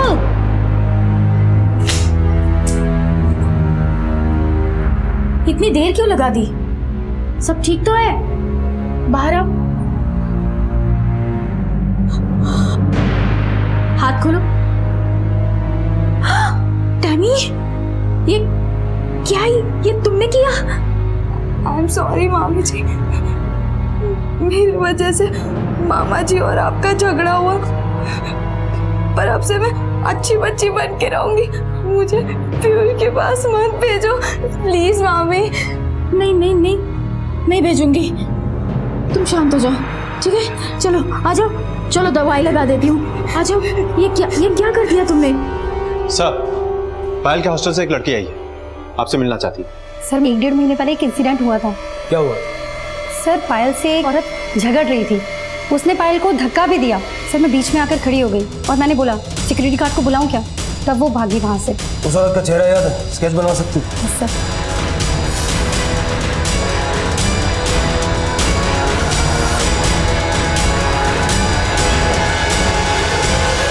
सर, ये है वो औरत। अरे सर, वो एक नंबर की झूठी थी, पैसे चुरा के भाग गई। आप पायल के हॉस्टल गई थी, झगड़ा हुआ, इस बात का गवाह है हमारे पास, वो लड़की जिसने आपको पहचान लिया है। हाँ सर, गई थी भाड़ा लेने। अब आखिरी महीना था, निकाल दिया तो भाड़ा नहीं देगी क्या सर वो? लेकिन वो जिस हॉस्टल में रहती है उसकी वार्डन का कहना है कि वो टाइम पे किराया देती है। नौकरी लग गई है ना सर, और वो हॉस्टल है। यहाँ पीजी में लड़कियां क्या क्या करती है आपको पता नहीं है? 10 साल से लड़कियां आती जाती रही है यहाँ, सब जानते हैं हम। टैमी, बस कुछ ही दिनों की बात है, परेशान मत होना। हाँ बेटा, अपनी मामी को एक बात बताओगी? किसने तुम्हें झूठी बोल दिया था? तुम ब्लेड से अपने हाथ पे लिख रही थी। बेटा मैं तुम्हारी मदद कर दूंगी, बोलो तो। कोई बात नहीं, आज मत बताना, मैं तुमसे मिलती रहूंगी। पता नहीं क्यों डर सा लग रहा था। तुम्हारे मामा जी ने जो तुम्हारे साथ करने की कोशिश की उसके लिए मैं माफी चाहती हूँ, लेकिन एक बात याद रखना, आज के बाद तुम्हारे हर सुख दुख में मैं तुम्हारा साथ दूंगी। मेरा बच्चा।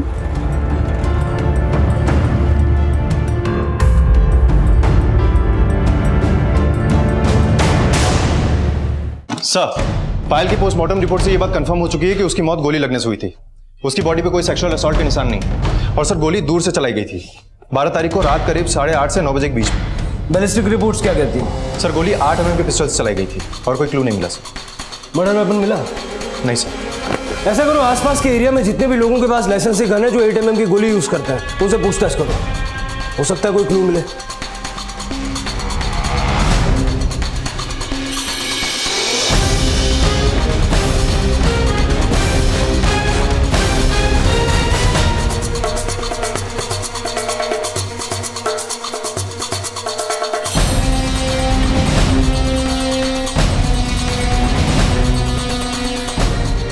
सर, इस एरिया में 7 लोग ऐसे हैं जो 8 mm की गोली वाली पिस्टल यूज करते हैं, लेकिन उनमें से 6 का कहना है कि उन्होंने जब से पिस्टल लिया तब से उसको इस्तेमाल ही नहीं किया। लेकिन एक आदमी ऐसा जिसका फोन ही नहीं लग रहा है। वो कौन है? पीयूष साहनी सर, ये रहा उसका एड्रेस।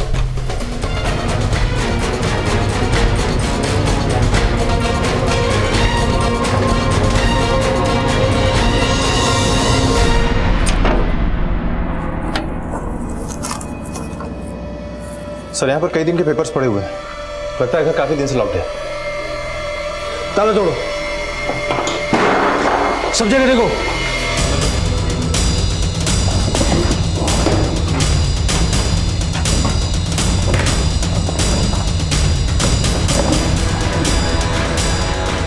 सर अंदर सिर्फ एक आदमी और एक लड़की के कपड़े मिले हैं।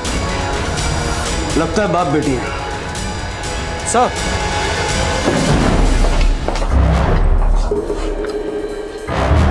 8 mm की गोली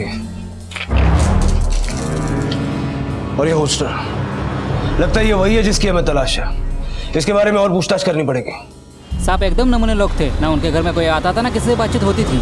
आदमी काम पे जाता था, काम से वापस आता था, और एक बार घर के अंदर गया ना तो दरवाजा बंद। सिर्फ बाप बेटी थे और कोई भी रहता था साथ में? साहब वो तो मुझे मालूम नहीं है बाप बेटी थे या क्या, लेकिन कुछ महीने पहले यहाँ रहने आए थे और 12 तारीख से तो रूम बंद है, कोई आया भी नहीं यहाँ। लेकिन कल एक औरत आई थी पूछताछ करने के लिए, उसका नाम तो मुझे पता नहीं है, लेकिन हाँ मैंने उसके गाड़ी का नंबर रजिस्टर में नोट करके रखा है। ये क्या?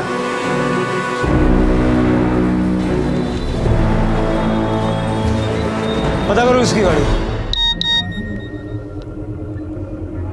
सर गाड़ी जिसकी थी उसका पता चल गया है, राजनगर एरिया का एड्रेस है।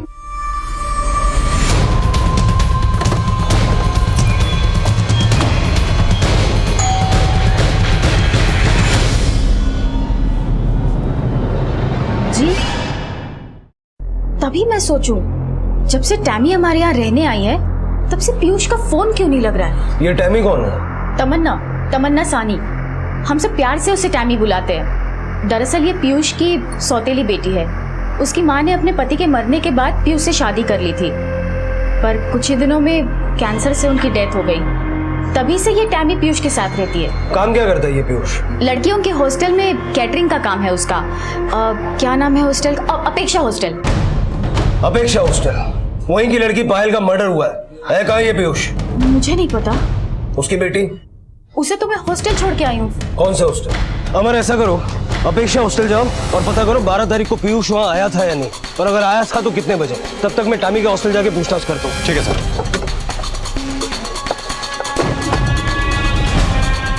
ये टैमी का बेड है और ये दूसरी लड़की का। हाँ लेकिन टैमी कहाँ है? कुछ देर पहले बाहर गई थी, शायद आई नहीं अभी तक। शायद 14 साल की बच्ची बाहर जाती है, कहाँ जाती है कब जाती है आपको पता नहीं, आने जाने का कोई रिकॉर्ड है? ये दूसरी लड़की का है? सर मुझे नहीं पता टैमी कहाँ गई है। चुपचाप रहती थी, किसी के साथ बात भी नहीं करती थी। सर आसपास के इलाके में पूछा लेकिन लड़की को किसी ने आते जाते नहीं देखा। सर 12 तारीख को पीयूष हॉस्टल गया था, ये बात तो कंफर्म है क्योंकि उसने रजिस्टर में एंट्री भी की थी और उसके बाद से वो घर नहीं लौटा। और टैमी भी 12 तारीख को पीयूष के साथ नहीं थी। और अब टैमी भी गायब है और पीयूष का भी पता ठिकाना नहीं। 12 तारीख को पीयूष का हॉस्टल में होना और फिर गायब हो जाना, उसका फोन बंद हो जाना और उसी की गन का मर्डर में इस्तेमाल होना, सारे सबूत पीयूष की तरफ ही इशारा कर रहे हैं। और सर एक बात और पता चली है, पीयूष ने कई लोगों से पैसे लिए थे और किसी के पैसे लौटाए नहीं थे। 1-2 लोगों ने तो गुंडे भिजवाए थे उसे मारने के लिए हॉस्टल पे। पीयूष की पिटाई भी हो चुकी है। और सर 12 तारीख को पीयूष बहुत परेशान था, ऐसा हॉस्टल के गार्ड का कहना है। कहीं ऐसा तो नहीं कि मारपीट के डर से ये पीयूष हमेशा गन अपने साथ रखता हो और उससे गलती से पायल पे गोली चल गई हो और इसीलिए वो फरार हो? सर पीयूष का फोन कुछ देर पहले स्विच ऑन हुआ था, उसकी इस नंबर पर बात हुई थी। किसका नंबर है ये? क्या बात हुई तुम्हारी पीयूष के साथ? देखो टैमी गायब है और उसके हॉस्टल का एड्रेस पीयूष को तुमने ही दिया, ये मैं यकीन से कह सकता हूँ। पीयूष कहाँ है और तुमने उसे क्यों बताया कि टैमी कहाँ है? सर पीयूष कहाँ है ये मुझे नहीं पता, लेकिन हाँ टैमी कहाँ ये हमने ही उसे बताया था। सर पीयूष की फोन की लोकेशन ट्रेस हो चुकी है। चलो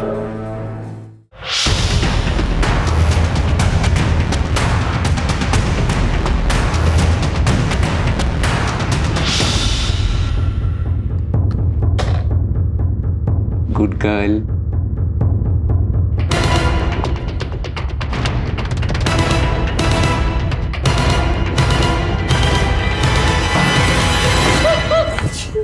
अरे मैंने क्या किया? अरे बताते हैं क्या किया? मैं छोड़ो मुझे। पायल के साथ तेरा क्या कनेक्शन है? कौन पायल? वही जिसे तूने अपनी गन से गोली मारी। 12 तारीख को हॉस्टल से निकलने के बाद तूने पायल को कब और क्यों मारा? मैंने पायल को नहीं मारा साहब। मैं मानता हूँ कि मेरे पास गन है, लेकिन वो घर पे ही थी उस दिन। मैं हॉस्टल से लौट रहा था उस रात, काफी डरा हुआ था लेनदारों के डर से। उनके लगातार मुझे फोन आ रहे थे और उन्हें पता चल चुका था कि मैं कहाँ काम करता हूँ। जब मैं हॉस्टल से लौट रहा था तो पुलिया के पास से गुजरा, वहां मुझे गोली की आवाज सुनाई दी। मुझे लगा कि लेनदारों ने गुंडे भेजे हैं मेरे पीछे। मैंने पलट के पीछे भी नहीं देखा, मैं तीर की तरह भागा सीधा। झूठी कहानियां सुनेगा ना तो मार मार के भोरता बना दूंगा। मैं सच कह रहा हूँ साहब, 12 तारीख को अजंता लॉज पुणे में था मैं, आप चेक करवा लो। ये आदमी पूरा सच नहीं बता रहा। तुमने देखा टैमी उसकी बेटी है, लेकिन उसको मेकअप कैसे किया?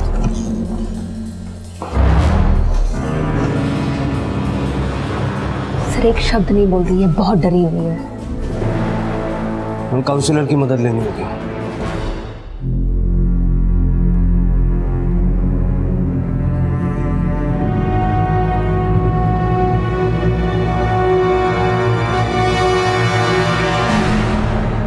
टैमी मारना चाहती थी अपने सौतेले पिता को। क्यों? एक्चुअली पीयूष मानसिक तौर पर विकृत है, वो बहुत बुरी तरह से अब्यूज करता था टैमी को।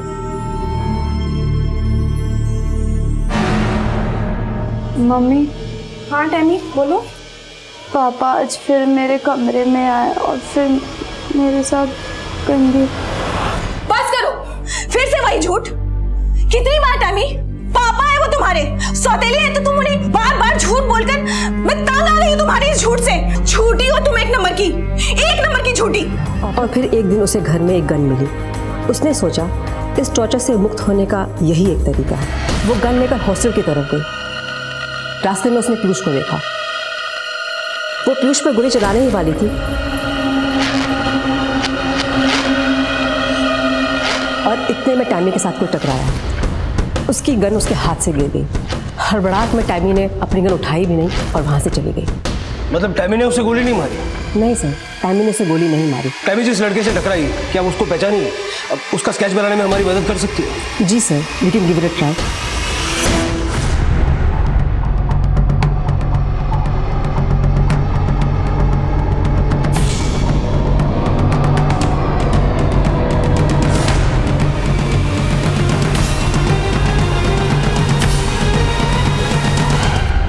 सर ये रही उस लड़के की स्केच जिसने गन चलाई थी।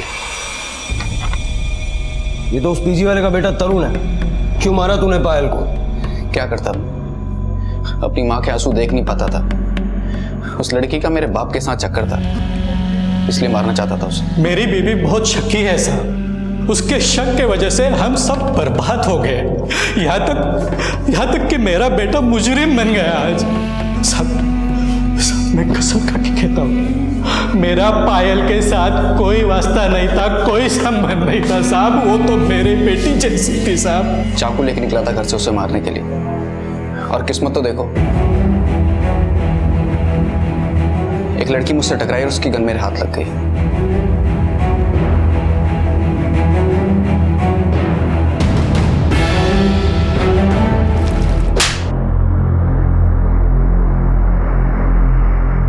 पायल की हत्या के लिए तरुण को और पायल को धमकाने के लिए उसकी मां को पुलिस ने हिरासत में लिया। साथ ही रंजीत को भी हिरासत में लिया गया और उसके खिलाफ पायल बलात्कार केस में नए सिरे से जांच शुरू हुई। पायल के पिता को भी दोषी मानते हुए हिरासत में लिया गया और पीयूष को अपनी सौतेली बेटी के लैंगिक शोषण और मेंटल टॉर्चर के लिए गिरफ्तार कर लिया गया। घबराने की कोई बात नहीं है, सिर्फ 2-3 महीने की यहाँ बात है कि नर्स ये साइकेट्रिक रिपोर्ट लेके जाओ। जाओ बेटा, मत घबराओ। काश इसकी माँ ने इसकी बात पे यकीन किया होता तो इतना सब कुछ सहना नहीं पड़ता इस बच्ची को।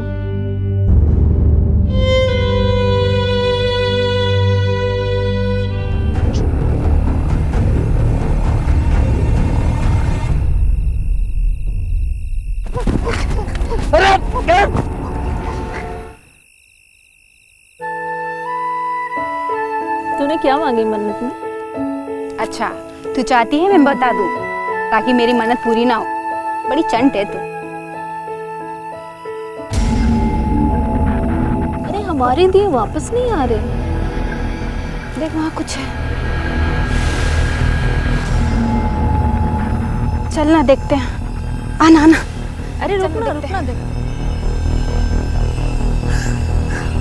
ये तो किसी की लाश है। पुलिस को फोन करते हैं।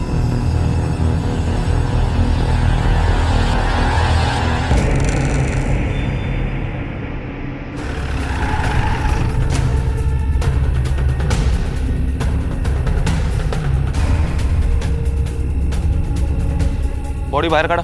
हे बाजूला हो सगळे, चला मागे वा, चला तिकडे। कंडीशन से लगता है कि महीने पुरानी है, न जाने कब से पानी में पड़ी थी। ये इसके हाथ पे क्या है? चेक करो। न जाने कहां से बह कर आई है लाश, आइडेंटिफाई करना भी मुश्किल। पोस्टमार्टम के लिए भेज दो। देख पते की बात बोलता हूँ, 100% की बात बोलता हूँ, एकदम मुफ्त में बोलता हूँ। देखो औरत तो नसीब पे कभी भरोसा मत करना, साली दोनों धोखा देती है। चला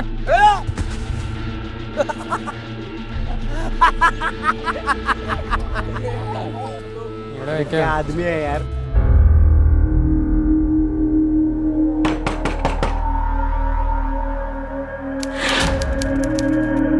क्या बात? अरे महेश भाऊ, क्या हुआ? अरे तू यहाँ पे पड़ा सो रहा है, तेरा बाबा दारू पी के सड़क पर ड्रामा कर रहा है। क्या? चल। सर, आता बॉडीचा पोस्टमार्टम रिपोर्ट, काफी बातें सामने आई है। सर, इसकी एज 36 के अराउंड होगी और मौत जहर खाने के वजह से हुई है। सर, इसके मरने के बाद इसके चेहरे को किसी भारी चीज से पीटकर बिगाड़ा गया और फिर लाश को पानी में फेंका। मतलब मर्डर है। और कुछ पता चला? डॉक्टर्स इसके मौत का एग्जैक्ट टाइम नहीं बता पा रहे क्योंकि बॉडी बहुत ज्यादा डिकम्पोस्ट हो चुकी थी, 4 से 6 हफ्ते पुरानी थी। सर, मैंने मुंबई के सभी पुलिस स्टेशन में इस औरत के डिस्क्रिप्शन से मिलती जुलती जितनी भी मिसिंग कंप्लेंट थी पिछले 1 साल पुरानी, सबको क्रॉस चेक करने बोला। लेकिन बिना किसी एक्यूरेट आइडेंटिटी के उस बॉडी को पहचानना भी तो मुश्किल है। उसके हाथ में टैटू था ना, शायद उससे हमें हेल्प मिल सकती है। साली इसने भी धोखा दे दिया ना, ये भी धोखा दे दिया। देखो बाबा, बाबा, बाबा घर चलो ना बाबा, बाबा उठो ना। मेरे बच्चे सभी मेन पब्लिक एरिया में चिपकाना, ज्यादा से ज्यादा लोग देख सके। Yes sir. सर, एक क्लू मिळालाय। बोरिवली पुलिस स्टेशन में किसी रमेश नाम के आदमी ने अपने वाइफ सुषमा की 5 महीने पहले मिसिंग कंप्लेंट लिखवाई थी। सर, उसकी एज और अपने विक्टिम की एज मैच कर रही है। और उसके कलाई पर भी बिल्कुल वैसा ही टैटू था, मोनू नाम का, जो कि उसके बेटे का नाम है। मैं जानता हूं कि मैं अच्छा बाबा नहीं हूं। मजबूरी यह है कि ये जान के भी मैं तेरे लिए कुछ नहीं कर पाता बेटा। जो हुआ वो भुलाया नहीं जाता ना मेरे से। अगर कर पाए तो माफ कर देना बेटा। कोई बात नहीं बाबा, एक बार आई लौटेंगी ना तो सब सही हो जाएगा। सर एक बात और, रमेश ने 5 दिन बाद अपनी मिसिंग कंप्लेंट वापस ले ली थी। कहीं ऐसा तो नहीं कि उसी ने अपने वाइफ का मर्डर किया और कुछ दिन बाद अपनी कंप्लेंट वापस ले ली ताकि हमारी इन्वेस्टिगेशन रुक जाए? बुला लो उसे। सर अरे तू समझता क्यों नहीं है? कितनी बार समझाया तेरे को कि तेरी आयब लौट कर नहीं आएगी। वो आएंगी बाबा, मैंने कल रात ही उन्हें देखा था। अरे वहम वहम होगा तेरा, तू सो रहा था ना, सपना अपना देखा तूने। तेरे को अपने बाबा पे यकीन नहीं है? हाँ तू चल मेरे साथ, तेरे को दिखाता हूँ। चल अभी चलेंगे? हाँ अभी चलेंगे, चल। सच्ची? चल। मोनू काय झालं रे? क्या कर रहा है तू? बाबा ये सब मैं दिखाऊंगा नहीं क्या आई को? ये देखिए, इस टेस्ट में मुझे 100 में से 100 मिले थे और ये ड्राइंग कंपटीशन में जो सेकंड प्राइज मिला था मुझे, ये सब देख के आई बहुत खुश होंगी।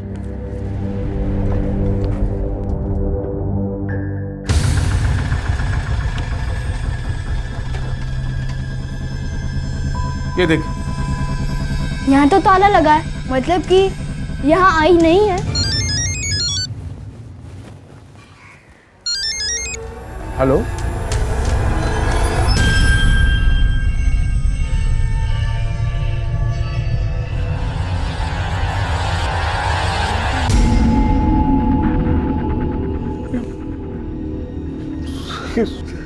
सुषमा साहब, प्लीज सुषमा साहब, क्या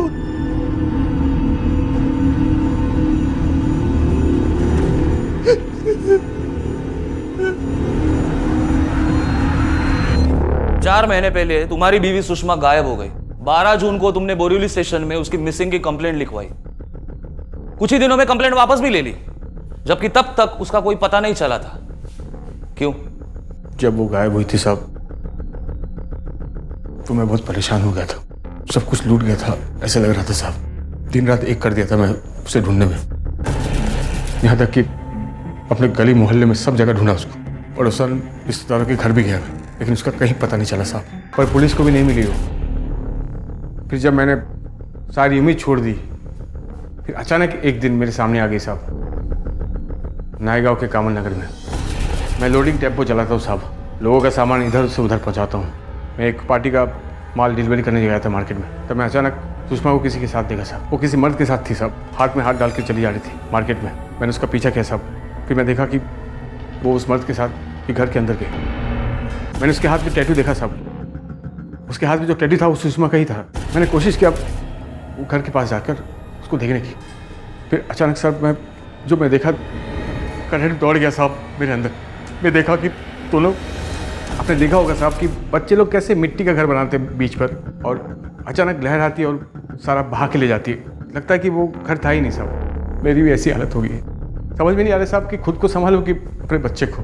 मेरी लाइफ की बैंड बज गई है साहब, आज तक भूला नहीं वो सब मैं। लेकिन उसने ऐसा क्यों किया? वो बोली थी कि मेरे जैसे नाकाम आदमी के साथ नहीं रहना उसको। मैं एक गरीब आदमी हूँ साहब, टेम्पो चला के डिलीवरी करता हूँ। दिन भर की मेहनत के बाद भी इतने कम पैसे आते थे कि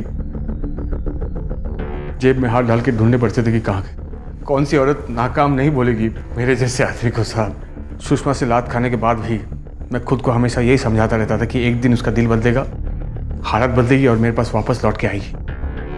लेकिन आज तो वो चांस भी हमेशा के लिए चला गया साहब। अब तो मैं ये सोच रहा हूँ कि साहब मैं मोनू को क्या बताऊंगा। वो आदमी कौन था जिसके साथ सुषमा रहती थी? आप ही की बिरादरी का है साहब। मतलब? पुलिस वाला है, सस्पेंडेड कांस्टेबल। सर रमेश ने जिस कांस्टेबल के बारे में जानकारी दी थी उसकी केस फाइल मैंने मंगवा ली है। चंदन साळवी नाम है उसका। मालाड पुलिस स्टेशन में उसकी पोस्टिंग थी। 3 महीने पहले एंटी करप्शन ब्यूरो ने उसको पकड़ा था लोकल ड्रग पेडलर से रिश्वत लेते हुए, और उस पर इंक्वायरी भी चल रही है। तब से घर पर ही रहता है, शराब के नशे में धुत। सुषमा ने 4 महीने पहले चंदन के साथ रहने के लिए रमेश को छोड़ा था, क्योंकि वो कम पैसे कमाता था।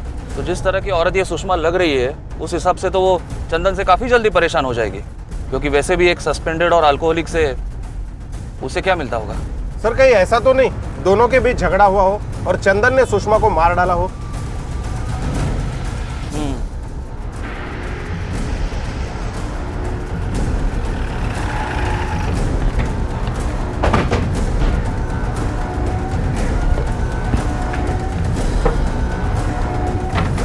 सर ये तो लॉक है।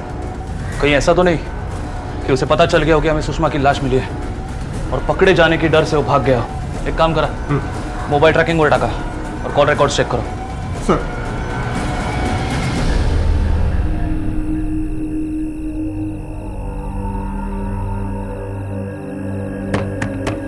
बेटा दरवाजा खोल बेटा, तो बाबा आए।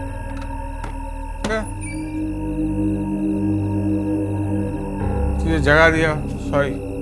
चल सो जा, सॉरी सो जा। आई से बात हुई आपकी?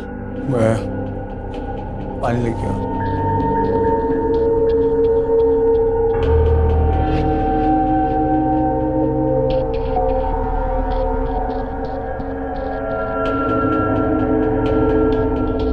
बाबा मेरी एक बार आई से बात करा दो ना, खाली एक बार बाबा, बहुत याद आती है उनकी।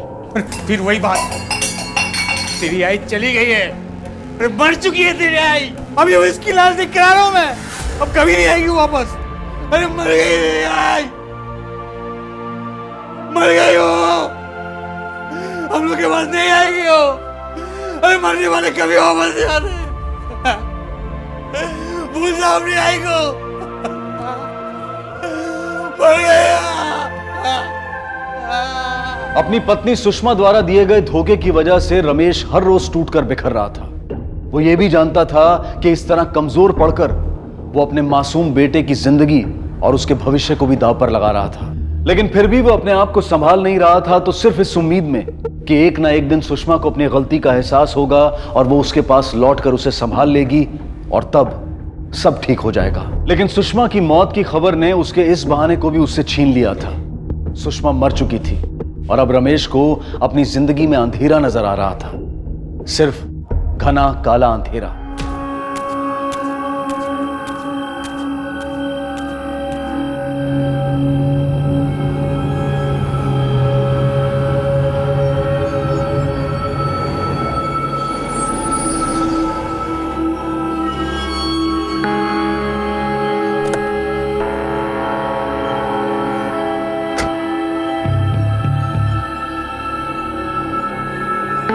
अरे मैडम, इतनी रात को अंधेरे में यहाँ क्या कर रही हो? तुम कहो तो लिफ्ट दे दूं? चलो।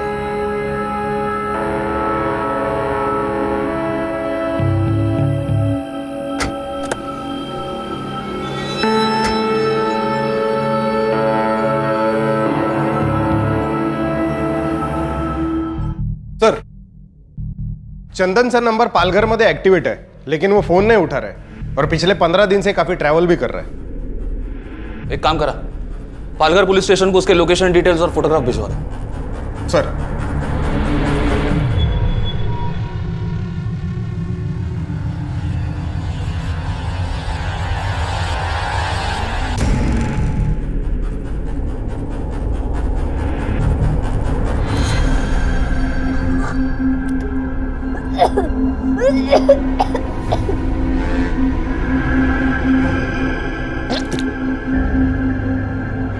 मेरे बच्चे, अरे क्या किया तूने? ए बेटा, ये क्या किया तूने? हाँ? ये क्या किया तूने? बाबा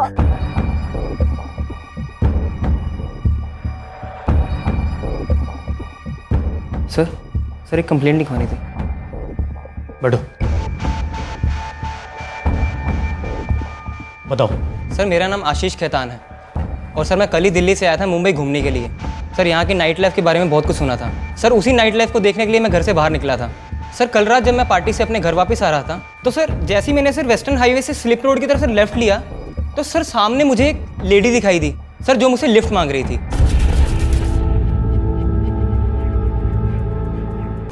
मैंने उसे लिफ्ट दे दी सर, लेकिन सर कुछ टाइम बाद मुझे लगा कि मुझसे कोई गलती हो गई है।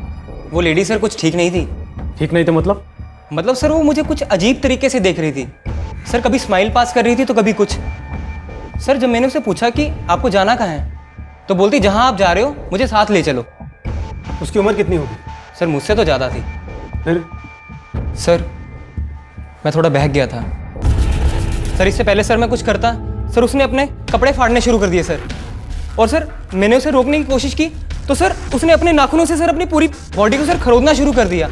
सर मैं बहुत घबरा गया था सर। और सर ये निशान भी सर उसी ने दिए हैं। और उसके बाद मेरा सारा सामान लूट लिया, मेरा पर्स, मेरी चेन, मेरी कार, सब कुछ ले लिया। मैं शोर भी नहीं मचा पाया क्योंकि उसने मुझे धमकी दी थी कि अगर मैं शोर मचाऊंगा तो वो खुद शोर मचाकर यहाँ पर लोगों को इकट्ठा करेगी और बोलेगी कि मैं उसके साथ रेप कर रहा था। और सर उसने मेरा कार्ड भी ले लिया, उसका पिन तक मुझसे उगलवा लिया। उसका चेहरा देखा था, कैसे दिखती थी? स्केच बनवा सकते हो? हाँ सर बिल्कुल।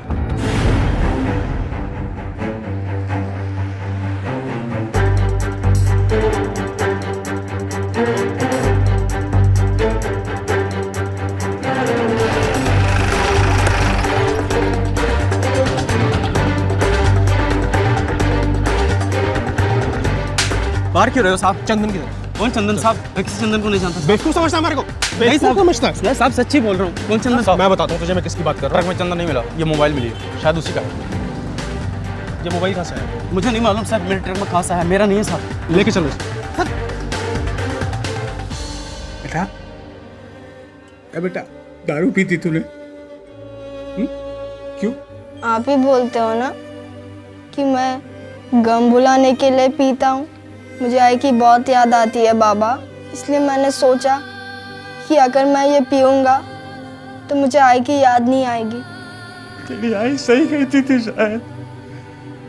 मैं सच में फेलियर ही हूँ, उसको संभाल नहीं सका।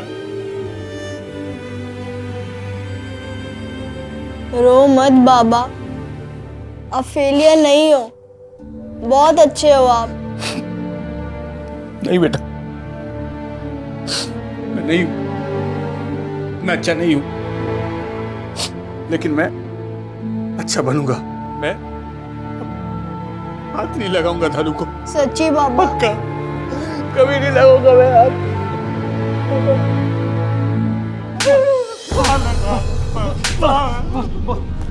कौन कौन सी औरत तेरी गैंग में काम करती है? बोल बता।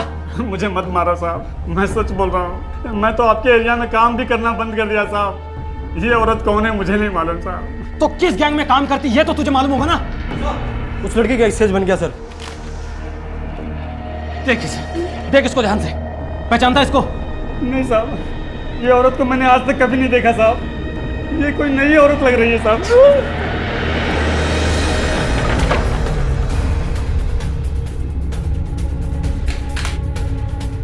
पूरे घर की तलाशी लो, हर एक कोना अच्छे से चेक करना। सर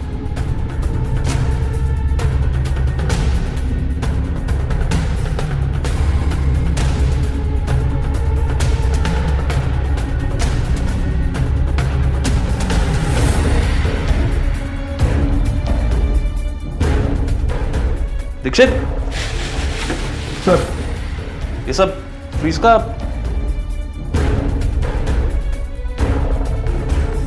सर, ये तो चंदन है। कहीं सुषमा ने ही तो इसे। पोस्टमार्टम के लिए बॉडी भेज दो।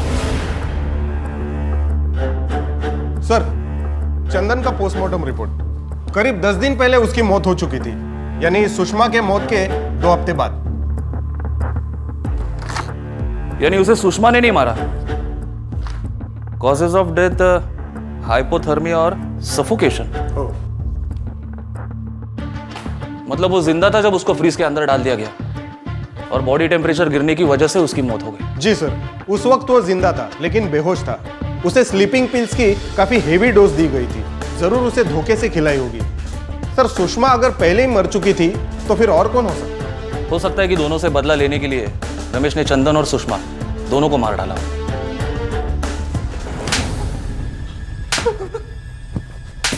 मारो साहब, मारो मेरे को, मेरे को मारो आप। ऐसी औरत से सच्चा प्यार करने का सजा मेरे को मिलना चाहिए साहब, लेकिन आपको मेरे से कुछ नहीं मिलेगा साहब। अरे मैंने किसी को नहीं मारा साहब। फिर वो कौन हो सकता है जिसकी सुषमा और चंदन दोनों से दुश्मनी हो? मेरे को नहीं पता साहब, मेरे को उसके साथ रहते उसकी दोस्ती का पता नहीं था साहब, तो उससे अलग होके दुश्मन का कैसे पता चलेगा साहब। लेकिन अच्छा हुआ साहब आपने मेरे को मारा, कम से कम आंसू तो निकले साहब। ये तो मेरे को समझ ही नहीं आ रहा था साहब, मेरी उस बीवी का मौत का शौक कैसे मनाऊं जो किसी और के लिए मेरे को छोड़कर भाग गई। सर, गोरेगांव थाने से इस औरत का स्केच है सर। ये वही औरत है जिसने कल रात हाईवे पर किसी को लूटा था। ये कैसे हो सकता है?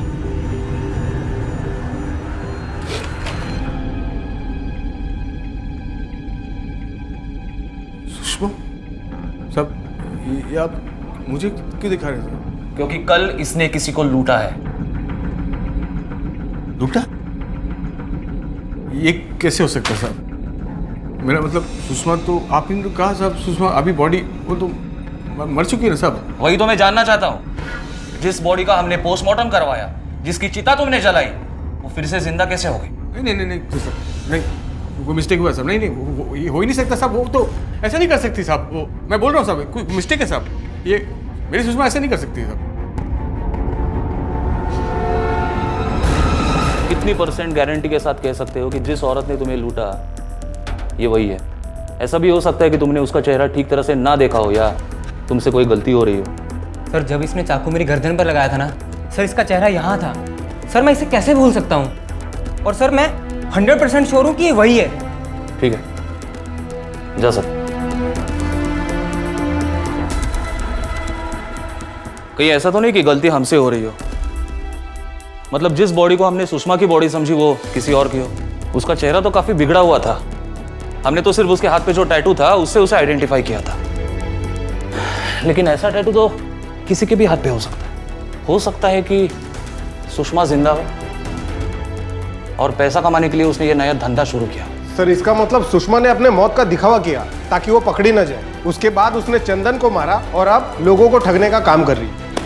बरोबर। एक काम करा, तिचे स्केचेस सगळ्या चौक्यांना पाठवा और पता करो कि उसके नाम पे कोई कंप्लेंट रजिस्टर हुई है कि नहीं। सर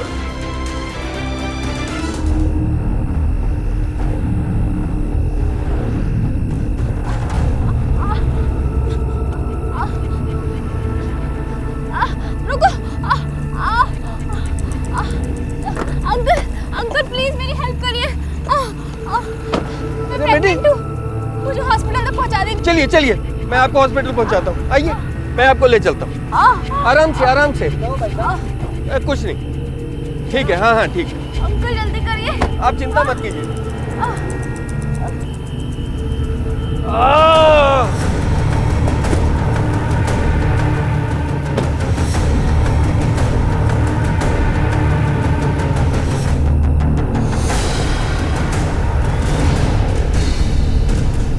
दीक्षित, नीट चेक करा। सर ए आजूबाजूला पण नीट चेक करा रे।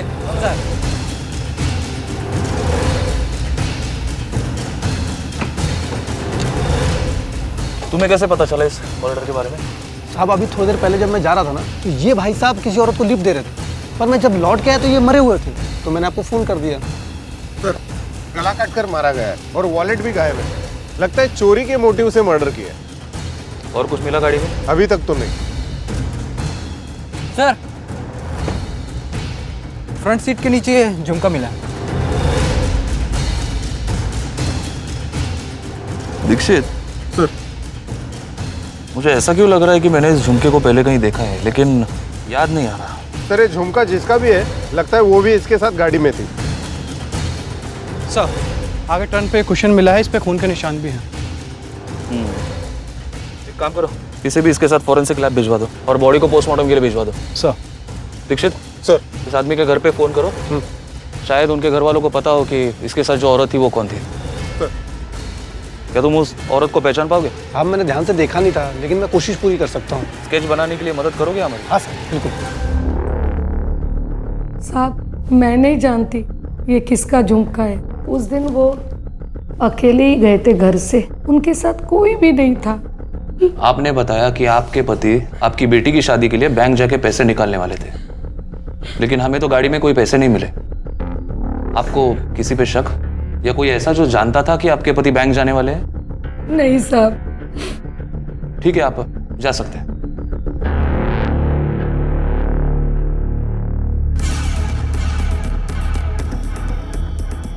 मुझे याद क्यों नहीं आ रहा इस झुमके को मैंने कहां देखा था। सुषमाचा स्केच आणा। सर सर ये तो सेम है। इसका मतलब इस आदमी को सुषमा ने ही मारा है।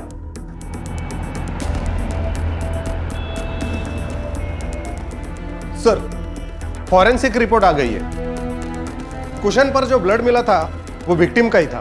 मतलब जिस वक्त ये मर्डर हुआ ये कुशन गाड़ी के अंदर ही था। सर एक फल वाले ने गाड़ी को पास होते देखा। उसने कहा कि गाड़ी में जो औरत थी वो प्रेग्नेंट थी, तो हो सकता है उसने कुशन का यूज किया हो प्रेगनेंसी का नाटक करने के लिए। Sir sketch ready. लेकिन ये तो सुषमा का स्केच नहीं है। सेम लुक का केस, नया चेहरा, लेकिन ये औरत कौन है? रमेश की पत्नी सुषमा, जिसका अंतिम संस्कार रमेश खुद अपने हाथों से कर चुका था।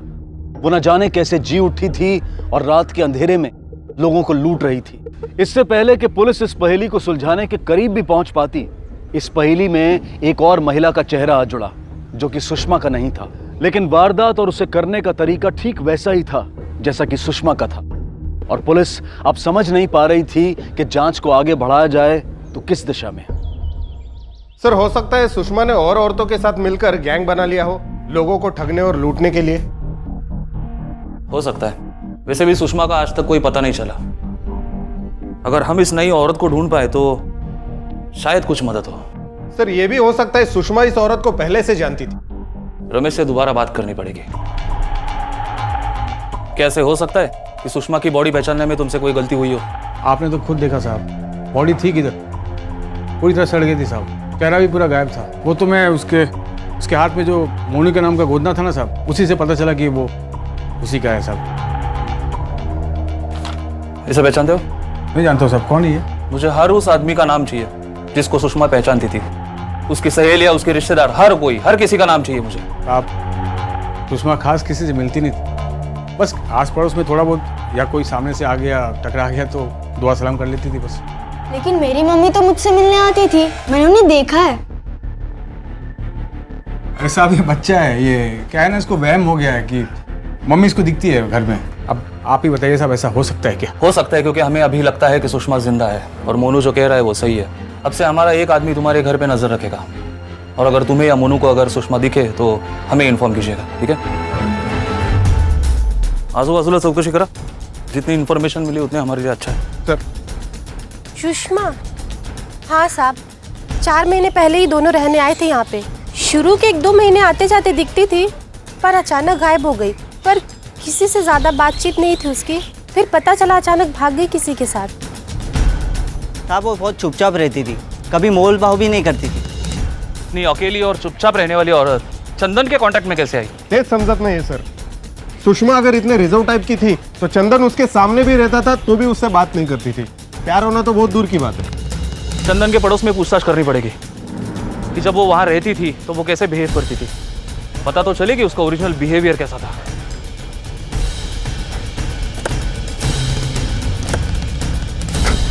इस औरत को देखा ही कहीं, इसी मोहल्ले में रहती थी। हाँ सब इसे देखा तो है यहाँ आते जाते हुए, लेकिन इसके बारे में ज़्यादा कुछ पता नहीं। ये तो सुषमा है सर, वो हवलदार है ना चंदन, उसके वहाँ आती जाती थी। आती जाती थी का मतलब? वो तो यहीं पे रहती थी ना? नहीं साहब, वो वहाँ रहती नहीं थी, वो कभी कभी वहाँ आती जाती थी। वो वहीं रहती थी साहब। मैं जब भी मिला उसे 1-2 बार, वो मुझे चंदन के घर भी मिली, तो मुझे तो ये लगेगा ना साहब कि वो उसी के साथ रहती थी। ठीक है, तुम जा सकते हो, लेकिन याद रखो अगर तुमने हमसे झूठ बोला हो या कोई बात छुपाई हो तो जो सजा खूनी की होती है वो मुझे दे देना। और क्या बोले साहब? सर एक केस तो आगे बढ़ने का नाम ही नहीं ले रहा है। जो भी लीड मिलते हैं या आगे चलकर या तो डेड एंड मिलता है या फिर नया चेहरा सामने आता है। मुझे लगता है सुषमा और वो औरत जिसने आशीष को लूटा था, उन दोनों में कोई कनेक्शन जरूर है, लेकिन ये जानने के लिए हमें सुषमा के पास में जाना पड़ेगा। ये रमेश क्या कह रहा था, ये यहाँ से पहले कहाँ रहते थे? मालवनी सर। मालवनी।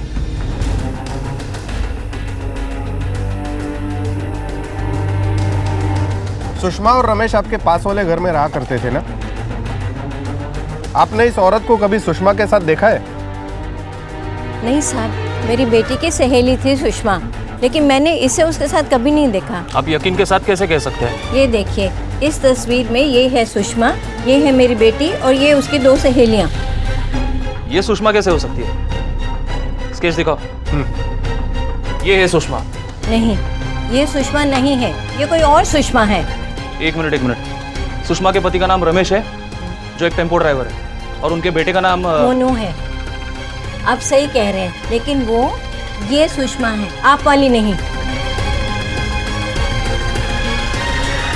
सर, इसका मतलब रमेश ने जो फोटो हमें दिया था वो उसके पत्नी सुषमा का नहीं था। यानी कि जो लाश हमें मिली वो असली सुषमा की थी, उस सुषमा की जिसकी तस्वीर हमें इस औरत ने दी थी। लेकिन रमेश ने जो फोटोग्राफ हमें दी वो कौन थी? सर, कहीं रमेश ही तो कातिल नहीं? हो भी सकता है, लेकिन ऐसा करने से उसे क्या फायदा होगा? हेलो, क्या? अच्छा, हम लोग पहुंच रहे। सर, रमेश के घर से कांस्टेबल का फोन था, कह रहा था कि रमेश सुबह से मोनू को लेकर गायब है।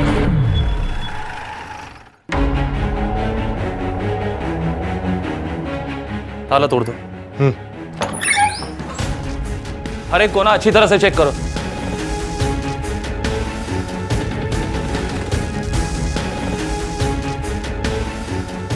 सर,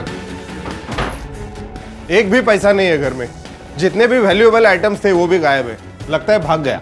एक काम करो, उसका मोबाइल ट्रैकिंग पे डलवाओ और बाप बेटे दोनों की तस्वीरें हर थाने में भिजवाओ। सर, सवालों की लिस्ट लंबी होती जा रही थी और जवाबों का पन्ना कोरा पड़ा था। सुषमा और चंदन को किसने मारा? सुषमा का चेहरा किसने बिगाड़ा और क्यों? सुषमा और चंदन के बीच क्या रिश्ता था? रमेश ने पुलिस को सुषमा की गलत तस्वीर क्यों दी? जिन 2 अलग अलग औरतों ने लूट की वारदातें की थी वो कौन थी और उनका रमेश या सुषमा से क्या कनेक्शन था? और अब जो नया सवाल सामने खड़ा था वो ये कि यूं अचानक मोनू को लेकर रमेश कहां चला गया था और क्यों? पुलिस को भले ही अब तक इन सवालों के जवाब ना मिले हों, लेकिन इन जवाबों को कहां ढूंढना है ये उनकी समझ में आ चुका था। इसलिए उन्होंने सुषमा और रमेश के अतीत को खंगालने का फैसला किया, जिसकी शुरुआत की गई सुषमा के उस घर से जहां उसने जन्म लिया था। इसे कभी देखा आसपास?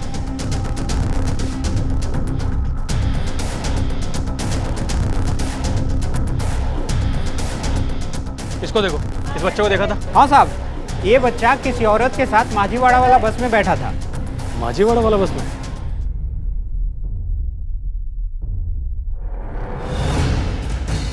सुनिए। हाँ जी। रमेश का घर है?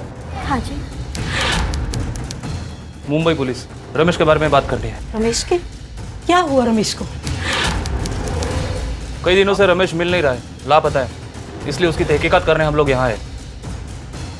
आप लोग यहाँ? हमें रमेश के बारे में इंफॉर्मेशन चाहिए। वो कैसा आदमी था, क्या काम करता था, उसके दोस्त कौन थे, पूरी इंफॉर्मेशन चाहिए। 7 साल पहले वो घर छोड़ के भाग गया था साहब। उस दिन से उसका हमारा कोई कांटेक्ट नहीं रहा। उसके भागने की वजह क्या थी? वो खुद बड़ा ही कमज़ोर इंसान था साहब। सपने तो बड़े बड़े देखा करता था और उसे पूरा नहीं कर पाता। आज एक काम शुरू करता तो दूसरे दिन उसे छोड़ देता, तो कभी मोबाइल सीखने लगता। इन सब बातों से बाबूजी भी काफ़ी परेशान हुआ करते थे। वो घर से भाग गया और अब तक वापस नहीं आया। उसका कोई खास दोस्त या करीबी जिसके साथ वो अपनी मन की बातें शेयर किया करता था, मतलब जो उसके बारे में हमें और इन्फॉर्मेशन दे सके? साहब, उसका करीबी तो कोई नहीं था, लेकिन बीच में बाबूजी को खुश करने के लिए उसने पुलिस ट्रेनिंग ज्वाइन की, लेकिन हमेशा की तरह उसे भी वो पूरा नहीं कर पाया और बीच में ही छोड़ दी। वहाँ उसका एक दोस्त बना चंदन, जिसके बारे में हमें बताया करता था। मतलब रमेश चंदन को पहले से जानता था? इनमें से किसी को पहचानते हो?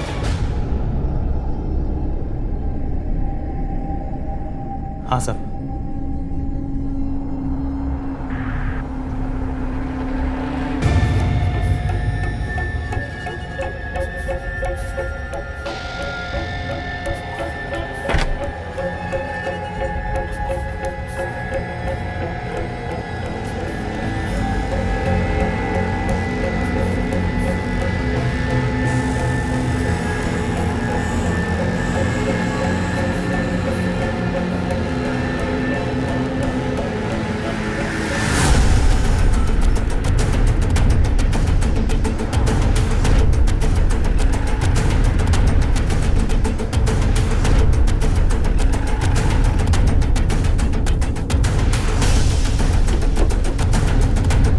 सब लोग अपनी अपनी जगह बैठे रहो।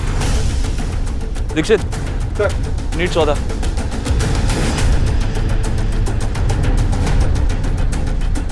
ये बैग किसका है? आपका बैग है? अरे ये बड़ा वाला बैग किसका है? ते केबिन मध्ये कोणी आहे का बघा? बड़ा वाला, बड़ा वाला। ये जाके पकड़ो, पकड़ो।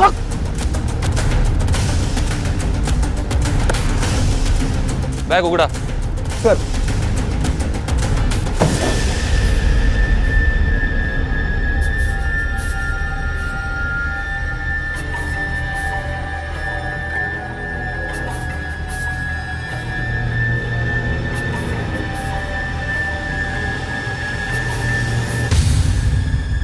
बहुत भगाया रे तूने। तुझे क्या लगा तेरा ये खेल हमारे समझ में नहीं आएगा? हाँ? ये सारी औरतें एक ही इंसान है साहब। कौन है? रमेश। रमेश? उसे शुरू से ही दूसरा इंसान बनने का शौक था साहब। वो किसी को एक बार देख लेता तो कुछ ही टाइम में हूबहू उसकी आवाज़ निकाल लेता। उसका चलना बैठना सब सीख लेता। बस इसी काम में वो बहुत अच्छा था साहब।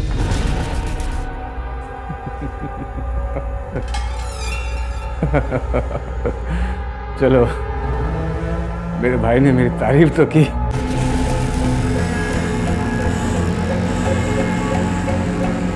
हाँ, करता था मैं लोगों की नकल, क्योंकि मुझे मेरे ही घर में जानवर की तरह रखते थे मेरे घर वाले। और जानवर में भी गधा, जिसको कोई नहीं पूछता।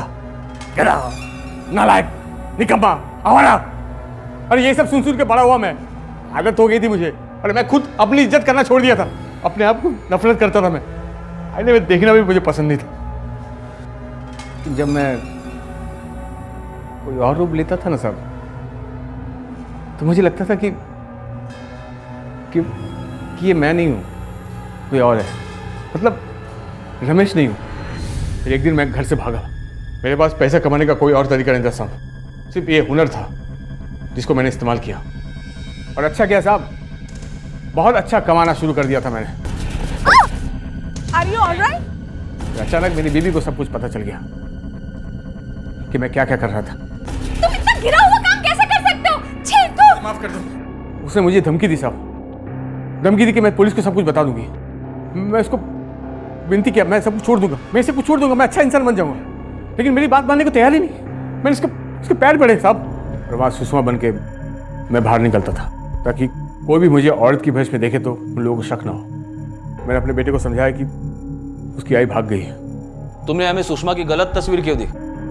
उसमें तुम्हारा क्या फायदा था? मैंने सोचा साहब कि जब आप लोगों को पता चलेगा कि सुषमा मतलब कि ये औरत लोगों को लूट रही है, तो आप लोग तो उसको ढूंढते रहोगे, जो कि आपको मिलेगी नहीं कभी।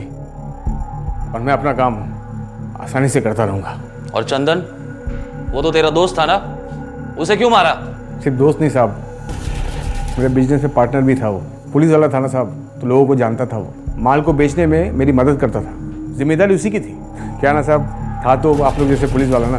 पता लगा लिया उसने कि मेरी बीवी भागी नहीं, मार दिया मैंने उसे। लेकिन तुझे पता है क्या तूने क्या किया? हाँ? मैं सिर्फ अमीर बनना चाहता था साहब, अपने लिए नहीं, मेरे बेटे के लिए। उसे गरीबी में पालना नहीं चाहता था साहब।